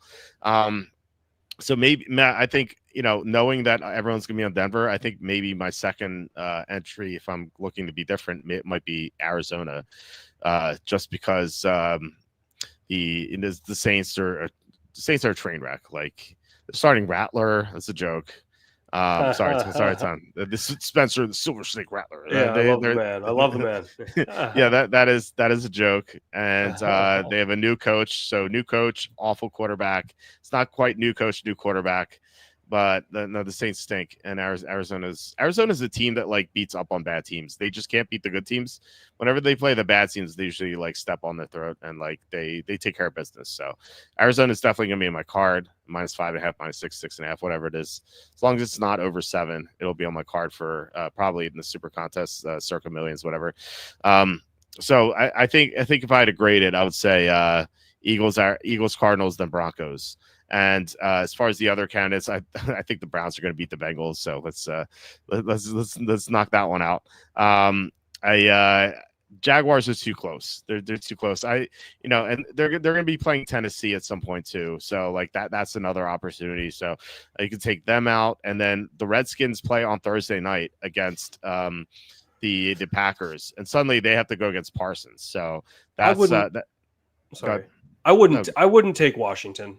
I feel like that could potentially be a spoiler. No, I don't think the Giants are going to be great, but I think they're going to be improved. And it's just like you said with that Thursday night game, I really like the Giants +6. Yes, this week week 1, and I could see. I'm not saying I think it's going to happen, but I could see if you take Washington Survivor, you might end up sweating a little bit. That's a game I could see you having a sweat. It seems like a sure thing. Yeah, the Giants are better. Like they have some big holes, but they are better this year. I like some of the additions they made defensively. The Redskins play on Thursday night against the Packers, and like I said, Parsons is there, so it's gonna be an even tougher matchup. Like maybe they look ahead to this more. And the Redskins swept the Giants last year. I'm not like a huge revenge guy, but like it can be a motivator sometimes, and the Giants do have double revenge on their minds. Like these games tend to be close. Last year, I believe the Redskins beat the Giants in the first matchup by 3. And in the second matchup, the Redskins were winning like pretty decidedly, but the Giants had a couple late scores to make the game closer than what it seemed. And so I like the Giants a lot, like at plus 6.5. Hopefully we get 7. Not sure we will. I feel like the Sharps would jump all over the Giants at 7. But either way, I still like the Giants. So yeah, I'm with you. I would take the Redskins out. So we're stuck with Eagles, Cardinals, Broncos, and so what about Steelers? Would you consider adding Steelers to that list? It's actually not a bad fourth. If you're looking for a fourth, you have like 4 entries. You want to be different in all of them. I think. Where's this stupid game? There it is. I couldn't find it. Steelers, Steelers -3. I like the Steelers too. I think they're a great side this week. And like the Jets, like Justin Fields, Tomlin knows Justin Fields. He saw him in practice all year. Like, you think like Tomlin's gonna have a great like game plan for his former quarterback? And like Jets have new coach, new quarterback. Like this fading that is like a system that works so well in week 1. I'm not a big fan of systems, but like this is one that works really well. New coach, new quarterback. They cover like 25 to 30% of the time. The Steelers look great at -3. I just like Arizona and Philadelphia better. But like when it comes to like Denver versus Steelers for the third spot, I think that's actually pretty close. Like given Sean Payton's like awful track record, I think I'll still side with Denver, but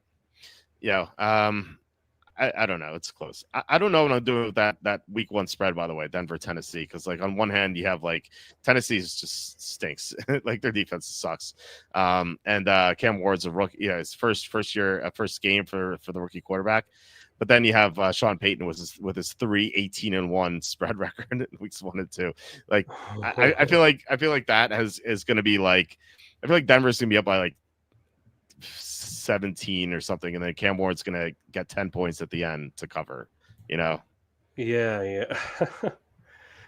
It certainly could happen. What was the other one that I was? I might change out Denver for Arizona now. Yeah, I would. This would be the one game that finally Spencer the Snake Rattler comes through, and what if they have a game like, remember Jameis Winston and the Saints crushed Green Bay week 1? Oh yeah. Green Bay was good that year. Yeah, week 1 is weird. Weird stuff happened. Yeah, the Patriots beat the Bengals. Patriots beat the Bengals in week 1 last year. The Jaguars beat the Colts as 8-point home underdogs, and that was the only game they won all year. Oh yeah, that was great. Yeah, they won. Yeah, that's how they got Trevor Lawrence. Yeah. Week 1 stuff is so weird. Real quick, Mega Alexander's asking, Walter, can you update the PPR cheat sheets tonight for the draft tomorrow? I update them every night. So the update will be around like 5 a.m. But they'll be updated by tomorrow. So yeah. All right, what do you say? How many units did you have on the Eagles for your pick? 2. Okay. Yeah, because I thought potential like backdoor cover. That's why I didn't go there. Okay. Go more. Do you have? You don't have to reveal who it is, but do you have like? Is there a team that you like far and away really like? Yeah, it's the Browns. I think they went out right. Okay. I think the Browns. Oh yeah. Went out No, right. we've talked about this. I really like the Browns too. Yeah. And I think we've got them locked in at 6 on our card, and then because it's moved to 5.5 now. Yeah, I never saw a 6 on any sports book. I'm kind of surprised that they gave us a 6. So yeah, I mean, I'll take it. But the Browns, I feel like could win this game. I think I'm going to take the money line as well, or maybe even the -2.5. Just because like the Bengals, like they first of all, they always suck a week. They're another team. They suck in week 1 and 2. They're never right for the season. Their defense, the worst defense in the NFL. Feels like the Browns should be able to move the ball on them. The Browns by far have the better defense, and Joe Burrow never plays well in Cleveland. Garrett is just always over him. The Bengals, they can't block Myles Garrett. Their tackles are not good. Their interior blocking is even worse. This seems like a game where the Browns should be able to just control the game and win it. I don't know why I know why the Bengals are favored by 5.5 on the roads, because like people perceive the Browns to be one of the worst teams in the NFL, which is probably true. And then people perceive the Bengals to be a great team this year because everyone loves them to be to go on the to go to the Super Bowl and stuff. So as I said, like when the Super Bowl ended last year, the Eagles and Chiefs, I asked Twitter and I posted the odds. I'm like, what's who do you guys like to win the Super Bowl this year, like betting wise? And the most common response was Cincinnati. You know, so I was like, this team has been overrated all off season. Like they have four great fantasy players, and that's it. Like that's their whole team, and Trey Henderson too. To be fair, that's it. That's all they have. Like the team sucks. Wow. How about what do you think of this prop? Shedeur Sanders anytime touchdown. Oh, give it a shot. It's gonna get crazy. That game's gonna get funny, man. They're gonna bring him in for some gadget play or something. Well, I hope you're not serious. I'm sure. I don't know if you're joking, but no, they bring him in for like one play. I would if they had odds on Shedeur Sanders being inactive, I would bet that. I don't think he's be active for week 1. He's the third quarterback on the team. Like Gabriel is the backup. Yeah, but what if just like for one play, they're like, oh, like they had a special thing designed for him. They're going to activate a third quarterback just to get him in the game. Yeah, he was so bad. Did you see him in the preseason? It was so bad. No, I didn't really watch the preseason. He took a 24-yard sack on one play. Like, nice. You just kept running backwards in circles, and then they finally got him. Like, dude, throw the ball away. Like, just took a 24-yard sack. I was watching that game because I had a bet on the Rams plus 7.5 in that game, and they were like close to midfield. I'm like, oh man, because it was a 6-point game, so I was like, oh man, don't kick a field goal. And then like they were at like the 50-yard line, and then I watched it eventually, but I had it on like the CBS tracker, and so they went from the 50 to like their own 22, and I'm like wait, did they go to the Rams 22 or did they go back to their own 22? It's 26, and then I saw the clip later. He just ran in circles and just got sacked 24 yards behind line of scrimmage. It was so bad. Yeah, you thought the app glitched or something. Yeah, it sometimes does that. Like sometimes it'll say the other 26-yard line, and then they go to the other 26. But no, they actually took a 24-yard sack. So, holy cow! Yeah, he was so bad. He took 5 sacks in that game. He just held the ball forever. And you know what? There was like one play which really stood out to me, and not a play, but kind of a moment in that game where I might be like reading too much into this, where he just like.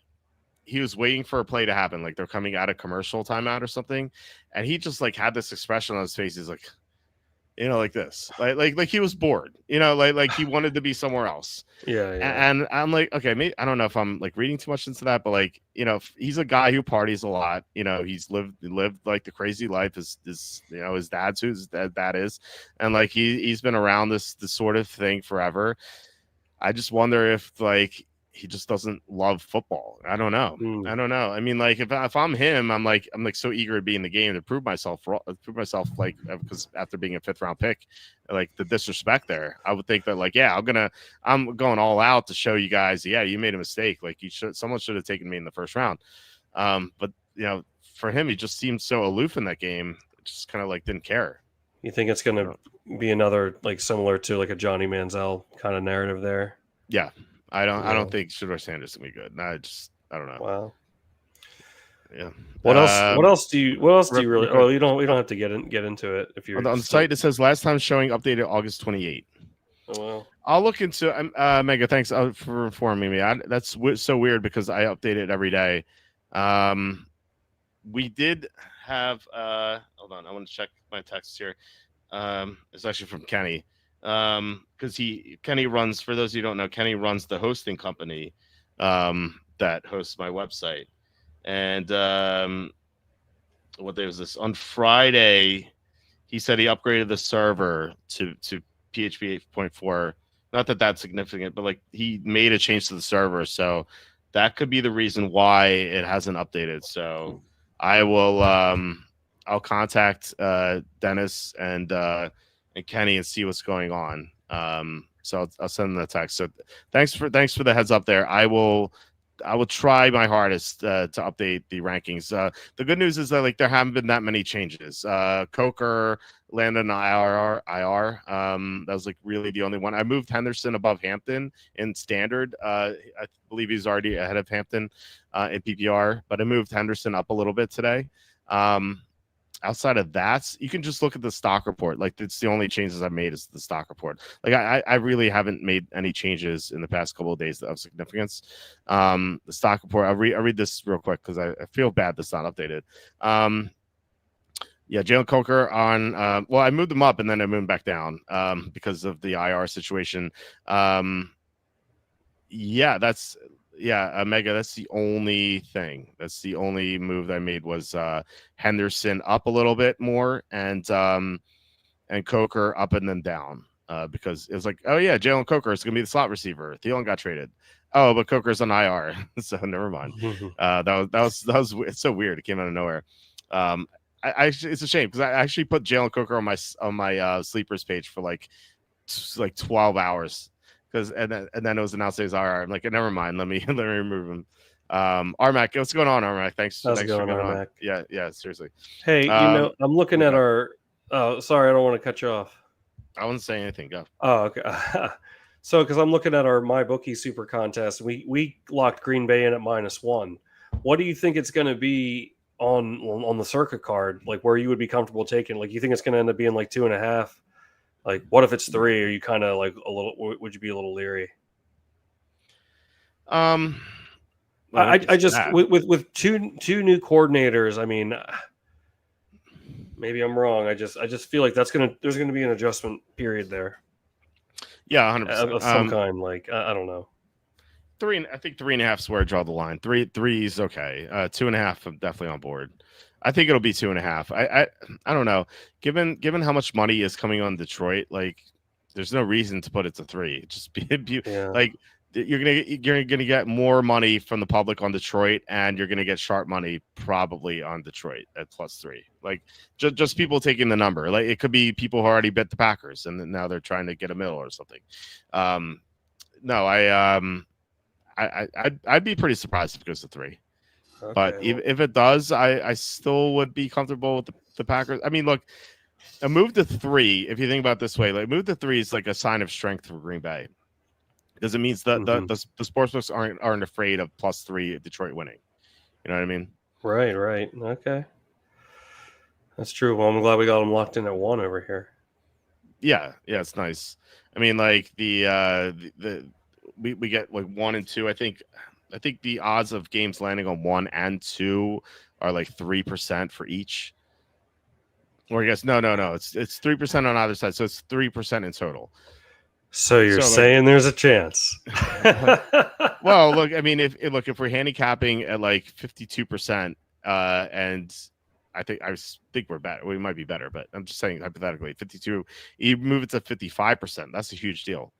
Oh, so yeah. that's kind of that's the edge you get with these better numbers. So it's not a key number, but it's still pretty important. Now, like we got a key number in the Eagles game, right? Because we have -6.5. Yeah, we have -6.5. Yeah, so we have 7. The odds of games landing on 7, I believe, are like 7% or something, or whatever. I have it written down somewhere, but yeah. So that's a big deal. Yeah. I'll just read off the rest of our card. We've got Eagles at -6.5, Green Bay -1, Browns +6, and I've seen it at 5.5 there. So that's another key number. Yeah, the Giants +6, and the Falcons +2.5. Okay, so sounds good to me. Yeah, lock it in. I'm just kidding. Well, no, it is. I don't know what injuries we're gonna have, but yeah. Right. Yeah, no, I mean it's a much more. Well, not much more. It's a different sort of game where the lines just continue. You watch it to see where you gain advantages. But on my different cards, I'm just like, okay, like if this happens, or like I locked the Ram. I'm kind of surprised that Rams line didn't move from 2.5 because I locked it in on a couple of my cards. Once the news that Mixon was out, I thought maybe that would get to 3. Maybe it still will, but I think Mixon was expected to be out. I don't think this is like, yeah, I don't think this is like crazy news. Now what I don't think what was expected was that he would be out until week 5 at least.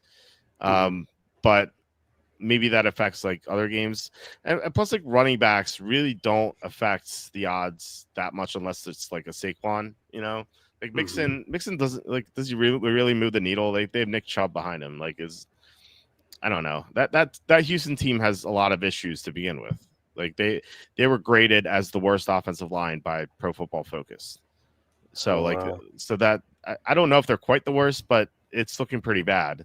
And so if it's like the Rams should be able to get to them. The concern I have with the Rams is that Stafford's back. It could be an issue. We just don't know how healthy he is. But if that's overblown, I could see that potentially being overblown, kind of like being a the training camp buzz. They think like they're just trying to sell like clicks or something to kind of get people worried about it. But then again, it could be an issue too. So I don't know. We haven't seen him play yet, so it's kind of hard to kind of judge what's going to happen. Let's see. I'm looking around here. Well, I mean, I think we need to discuss the other game. Go for sorry. So real quick, Tom and I we discussed this before, I believe, on air. If not, then it's the first time we're mentioning it. We usually come on the air on Saturdays, as we are now, during the season, and maybe even onward beyond that. We're going to do shows Friday night because we get together on Friday nights anyway to discuss our card. And I think like why not just do it Friday night, and like why have it both nights, So that it just made more sense to do Friday nights. Plus, it's still technically a weekday, and it could be better views wise too. We might have more people on here too to discuss the games. I don't think it's gonna be like that significantly more, but it could be more.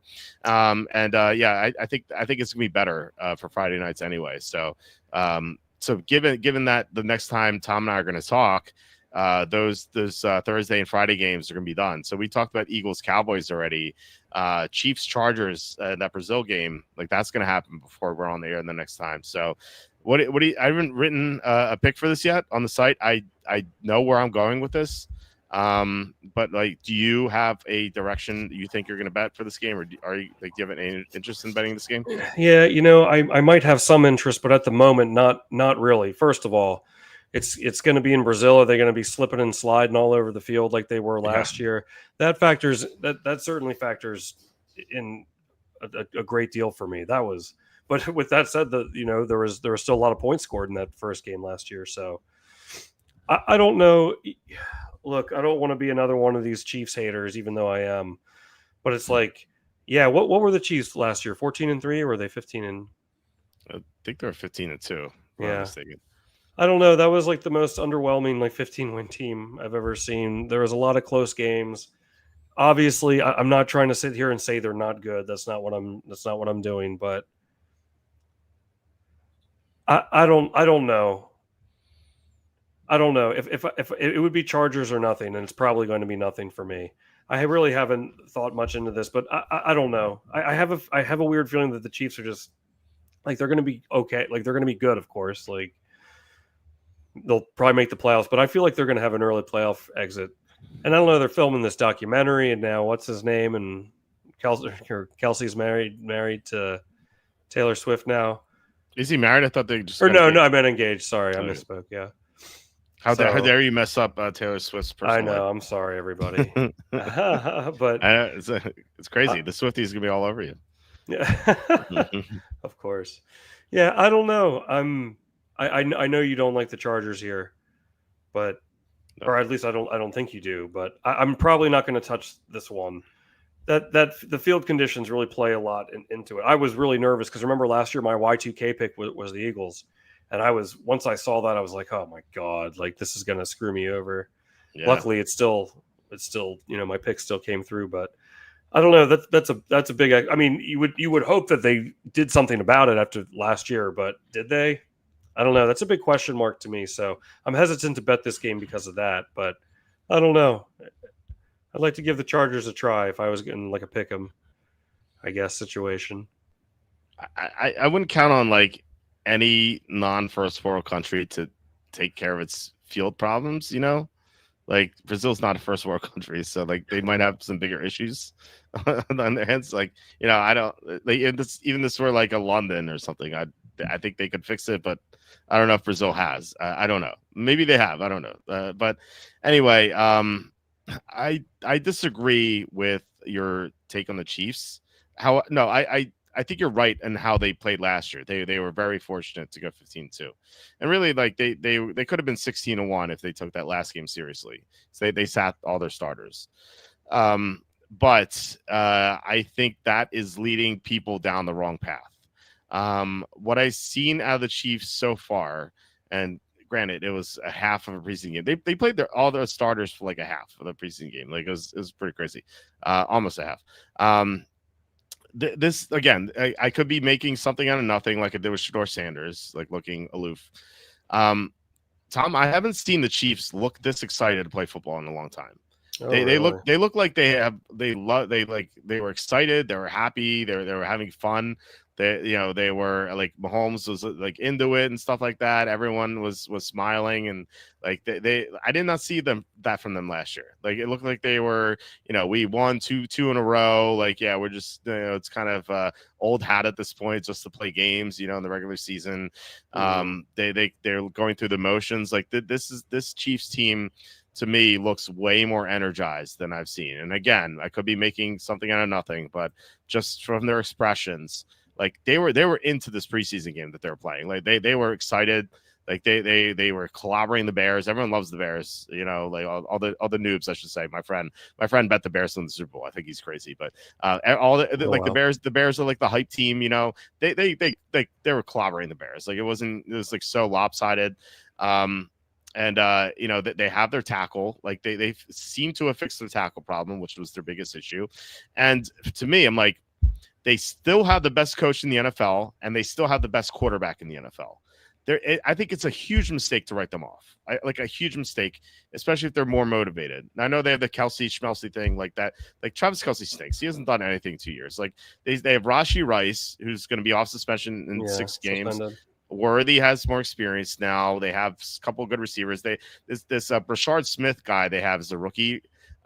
He looks like he could be like the next like Dexter McCluster sort of like receiving guy threat. Like they're trying to find ways to get him the ball. Like they have more weapons now. And their defense is still coached by Spagnuolo, so like they're still going to be good. I'm thinking more and more, and I in my season previews I have Ravens over Eagles in the Super Bowl. I'm thinking more and more about the Chiefs winning the Super Bowl, and like just because everyone seems to be doubting them, like hey, they almost lost all these games. Like it's true, they almost lost a lot of games last year, but 2025 is a new season, and if they have more energy, if they have more talent, and they still have the best coach and quarterback in the NFL, they're going to be extremely tough out. And I the more I think about it, the more it seems like it's a mistake not to bet them to win the Super Bowl. And I think I'm going to place another bet on them to win the Super Bowl. Well, I'm certainly not saying I'm certainly not writing them off, but I don't know. I really have no interest in this game just because of the field conditions. But I think there's a lot of merit to what you're saying too. But that's fair. I don't know. But I guess. The +3, like if the Chargers do keep it close, like it's probably going to be a push anyway. You know what I mean? So I feel like there's not, because I actually had them they were at 3.5 at one point. I locked them in on a card just in case, because I texted you. I was like, "Would you have any interest in that?" And you're like, "No." Yes, exactly. Because I like the Chiefs. Yeah. Is that one of your bigger plays? I think it might be. Yeah. The more I think about it, the more it might be. And also, like I just talked about the Chiefs for just in general this season. This game, you have Andy Reid with time to prepare. We know that's great. Andy Reid has this great record week 1. And also the Chargers defense sucks. I think they might have a bottom 5 defense this year. There are a lot of holes. I know they still have Khalil Mack and Derwin James, but that's really it. Like they're going to struggle against the run. Like they have Pacheco healthy, the Chiefs do. I know there's a question about Pacheco in the chat. I'll get to that in a second, but like I think that the Chiefs will be able to run the ball here. And the Chargers lost their left tackle too. Like that's a big deal. Like it's not like gonna completely derail their season unless they have another injury at tackle. But losing Rashawn Slater is I mean that makes their team worse too. So I think this line is only 3 because I think the sharps are fading the Chiefs this year. Their win total, like the win totals, the under is being bet on. And when I was in Vegas, I thought about betting Chiefs over, and I saw all the sharp money coming on the Chiefs under, and I was like, yeah, I guess I don't know if I want to go all against the sharp money, but the more I think about it, the more I regret not doing so. And I obviously could still do it. There's still a few days left to do it, so I might put in a bet on the Chiefs over their win total. Like I know, like Andy does not like the Chiefs. Like he, and I think Andy's a pretty sharp guy, and I think that's kind of the sentiment that the Chiefs should have lost so many close games last year. That's all I hear from these guys, and I'm like, well, that was last year. This is not this year. Things are gonna be different this year. So, no, the Chiefs -3 is gonna be a pretty substantial bet for me, I think. Wow. Well, let me play devil's advocate here and say, okay, remember, even though I had the Eagles as a Y2K pick at -2 against the Packers last year, the sentiment was high. Public sentiment was very high on Green Bay after they want to play. Remember, they beat Dallas the year before. They almost beat San Francisco, and it wasn't high on the Eagles, even though we both were. Obviously, I was. I loved it. That was the biggest bet I've made in some time, the Eagles, that game.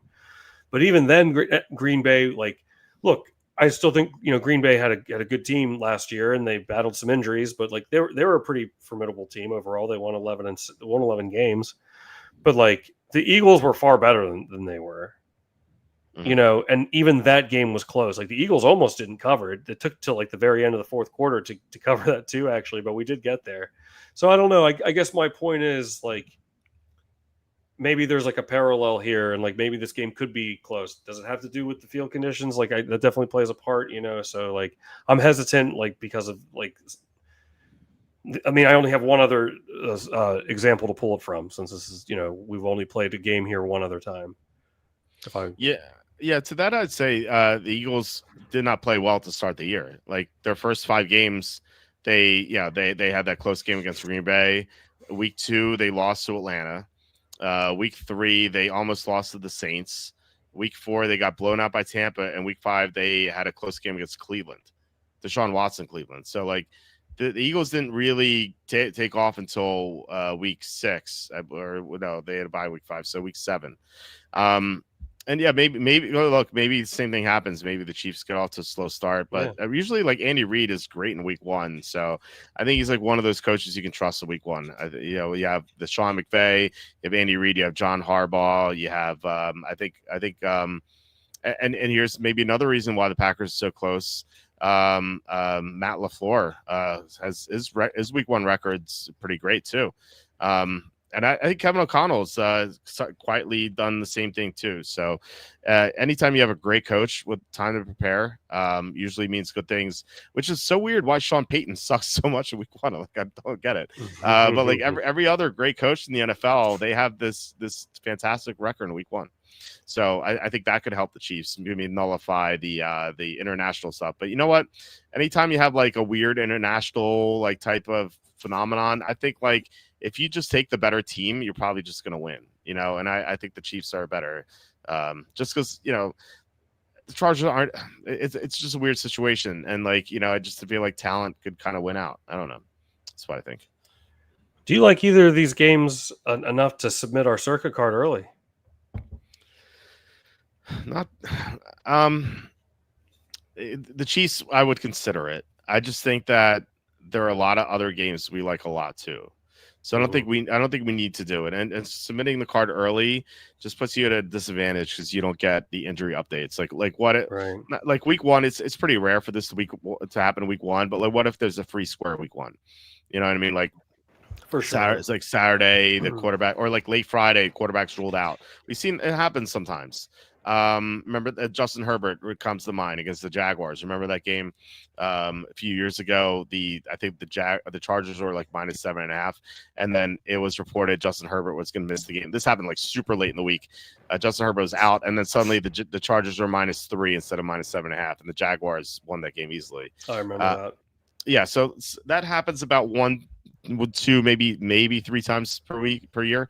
And so if you submit early, you just don't get that advantage. And like getting a free win is so huge. So, and it's not like we don't like any other games. If like we were like struggling to get to 5 games, I'd be like, okay, maybe we do submit it early. But I like a lot of games in week 1, so I don't think we need to. Oh, okay. Well, I'm interested to hear your takes. Yeah, I mean, I think for our MyBookie contest, like we can, because we can lock in the other ones up until game time, as far as I understand. I don't.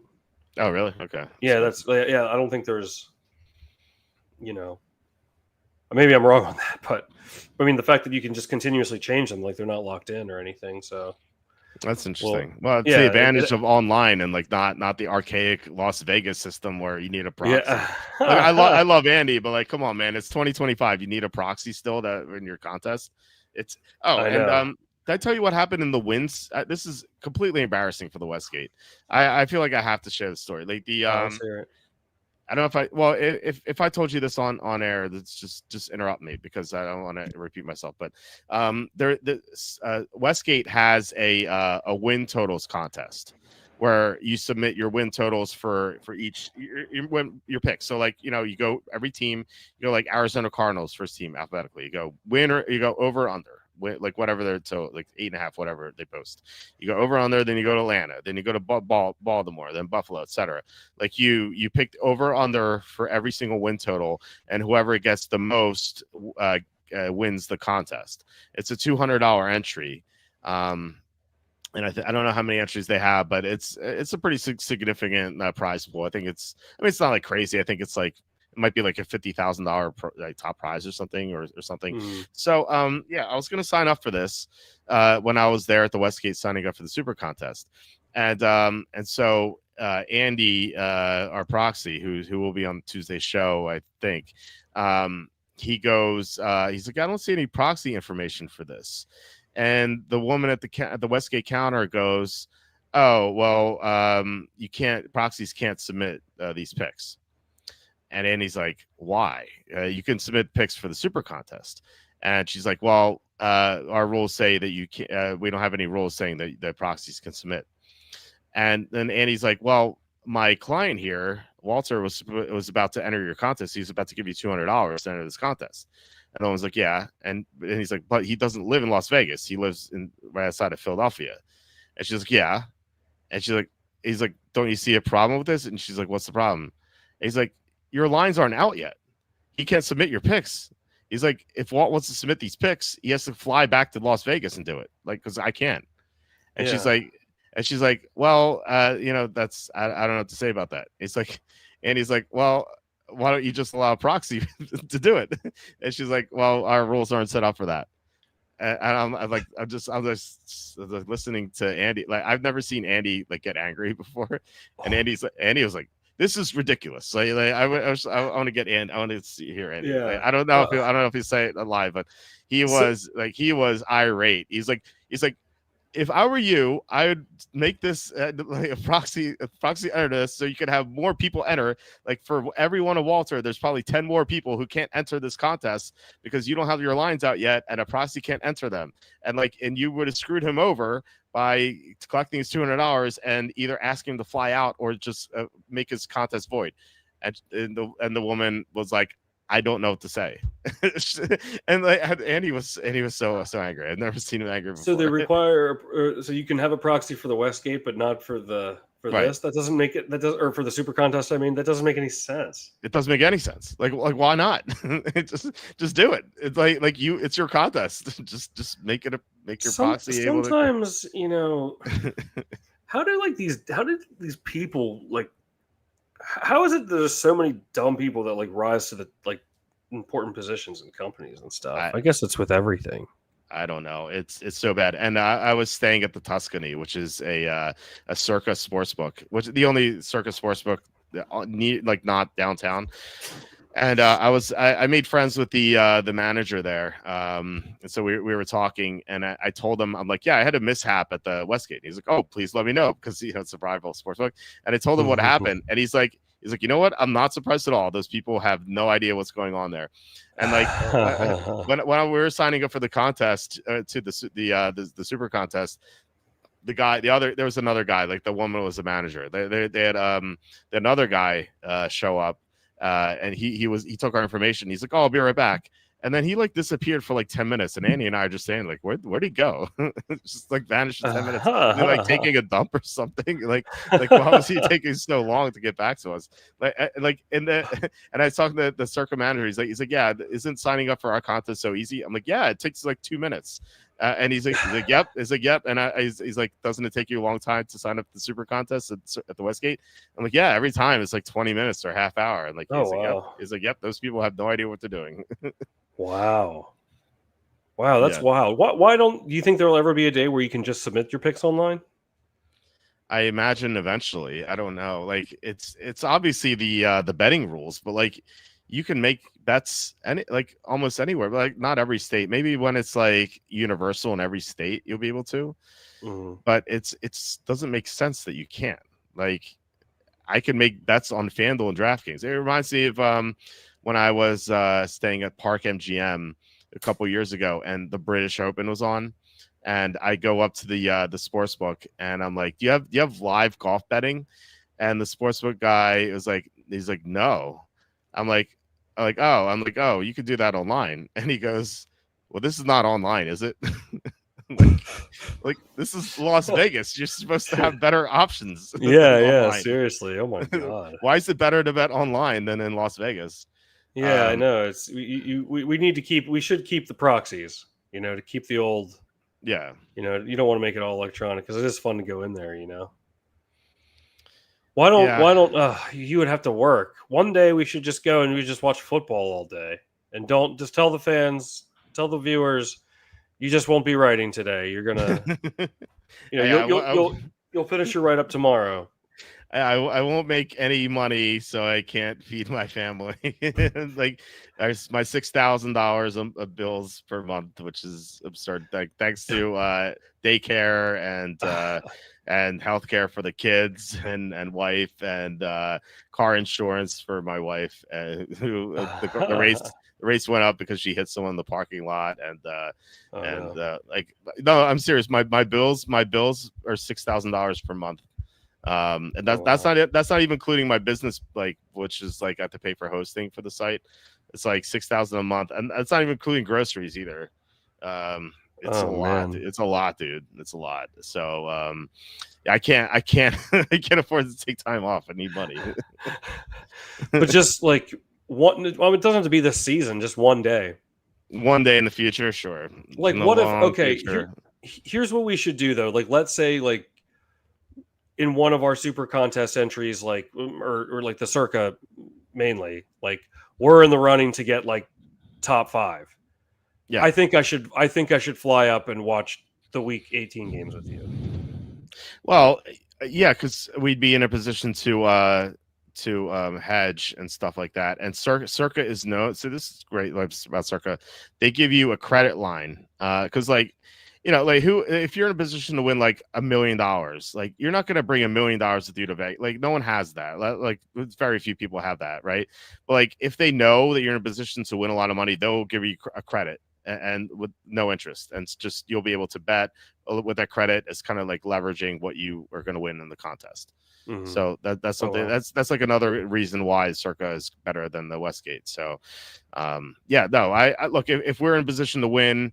Week 18, I agree. I think we should probably be out there to hedge, Yeah, I mean, I could even just come to your house, But now knowing that, though, let me deposit $200,000 in my my sportsbook account. I can't pay $6,000 in bills. Let me find $200,000. I didn't previously know about that like giving you a line of credit to hedge. Yeah, it's very good. That's awesome. Well, we'll definitely. Yeah, I mean, I think we definitely should do that then. Yeah, if that happens. But yeah. The one bad thing about the Circa Millions is that they don't mail you the check, whereas Westgate does. I don't know why, but they're like, the 1 year I finished third in the September contest, which was it's a good payout. I got a call from the Circa. And the guy is like, hey, congratulations on third place in the September contest. I'm like, oh, thanks. He's like, when are you going to be around to pick it up? I'm like, oh, I live in right outside of Philly. Could you mail us a check? He's like, no, you have to be here to pick it up. I'm like, oh man, I guess I'm not I'm not gonna be getting this for a while. That was like the only bad thing about it, but I got my money eventually. So they just held it for you for what? Like it was a September contest. So if they mailed it to me, I would have gotten it by mid-October. Instead, it was late July that I was like that or next July that I got it. How much was it, if you want to say? It's public, so yeah, I don't care about saying it. It's like $15,000. Oh wow. Yeah, so they held it for almost a year, and so I was when I signed up for the contest, they gave me the money. I'm like, well, here's the money for the new contest. No, okay. That's awesome. Yeah. That's awesome. Wow. Yeah. Are the contests similar to because we've done the Westgate Super Contest before? This is our first time doing Circa Millions together. So is it like the 3 week, 6 week, 9 week? It's every month. Every month is a new contest. Oh, okay. Yeah, but the yearly payouts are better, and they pay out like top 100 instead of top 30. So the payouts are more. There are more people in it, but the payouts are a lot better. There's also a booby prize. If you finish in last place, you get money. Nice. You get like $50,000 if you finish in last place, and that's monthly too. Wow. Yeah, I'd say like if you start like 0-5, you just might as well try to get last place. You know.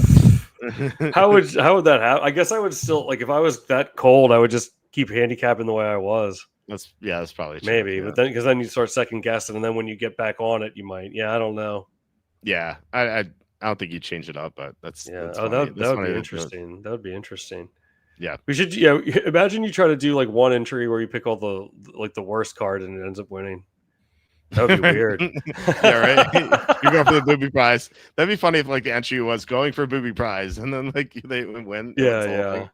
But then I guess you would change it once you're like 10-0. Yeah, okay, well, yeah. Yeah, you get people playing mind games with yourself and stuff like that. Yeah.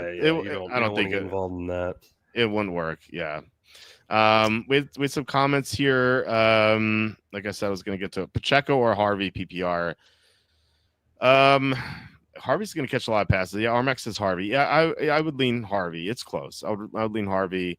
Can't risk losing first week stuff. It's 50-50 split with Dobbins. I don't think it's going to be 50-50 split. I think it's going to be Dobbins playing third downs, but like Sean Payton has two jokers on the field, which he calls like his running backs and tight ends. It used to be Kamara and Jimmy Graham, and like I think he wants that. That's why he signed Evan Ingram to be his joker tight end, and he wants Harvey to be his joker. So I think Harvey's going to catch decent number of passes, if even if he doesn't play third downs. So I do like Harvey's upside. It seems like you watch Pacheco. Hunt might share a nice workload. Not just Hunt, but Brashard Smith might catch passes too. So be careful with that. Both are concerning, but Pierre Jacobs. Okay. Okay. You guys are talking about, but yeah. Brian, I would start Harvey. Okay, Shiloh Sanders still available. Epic to see him with a star on his jersey. Yeah, Shiloh Sanders. Not a good month for the Sanders kids. Shiloh Sanders, he got fined $5,000 for throwing punches. And then Mekhi Becton's girlfriend / ex-girlfriend Mekhi Becton going off on him. More child drama. I had not heard that. I'll have to look into it. That's funny too. So I know Becton got nicked up a little bit. I think maybe misremembering, but I think he got banged up. I think he's going to play, but I think he got a little injured. But maybe this too. I don't know. So I'll have to look that up. So yeah, I like the Chiefs week 1. So anything else before we head out? Any other thoughts here? I think that's about it, man. All right. I'm looking forward to this year.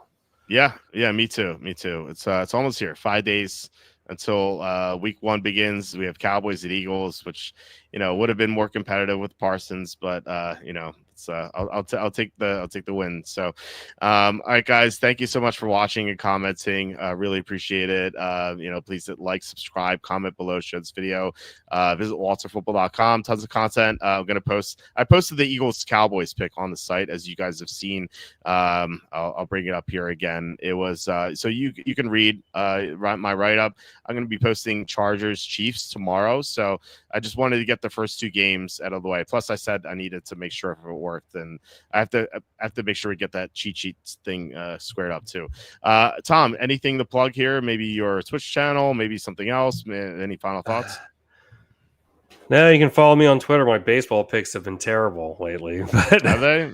yeah. Oh, we had a real heartbreaker with they were up 2-1 in the ninth, and the Red Sox hit a 2-run homer. I really liked that call too. It hurt. I haven't been doing it as much, so just kind of. I've been looking up these. I've been watching the lines every day. I'm eager for our contests that we're doing together, Walt. So it's going to be a fun year. Yeah, absolutely. Can't wait for it. Football's here. Yeah, well, almost here. It's a few days, but it'll be here soon enough. So very exciting. So yeah, all right, guys. I hope you have a great rest of your weekend. We'll be back on Tuesday. I believe Andy will be on. Andy's going to be on Tuesdays this year. Just week one, he has to prepare for like getting the entries as a proxy. He said he believes he'll be on, but not guaranteed. But as the most weeks he'll be on Tuesday. It's just, and then our schedule goes. Evan will be on Thursdays after the game, and maybe even during the game. He said potentially live betting advice during the Thursday night game, which would be fun. And then Friday, Tom. So that'll be our schedule this year. So yeah, once again, guys, thank you so much for watching. I hope you have a great rest of your weekend, and I will talk to you on Tuesday. See y'all.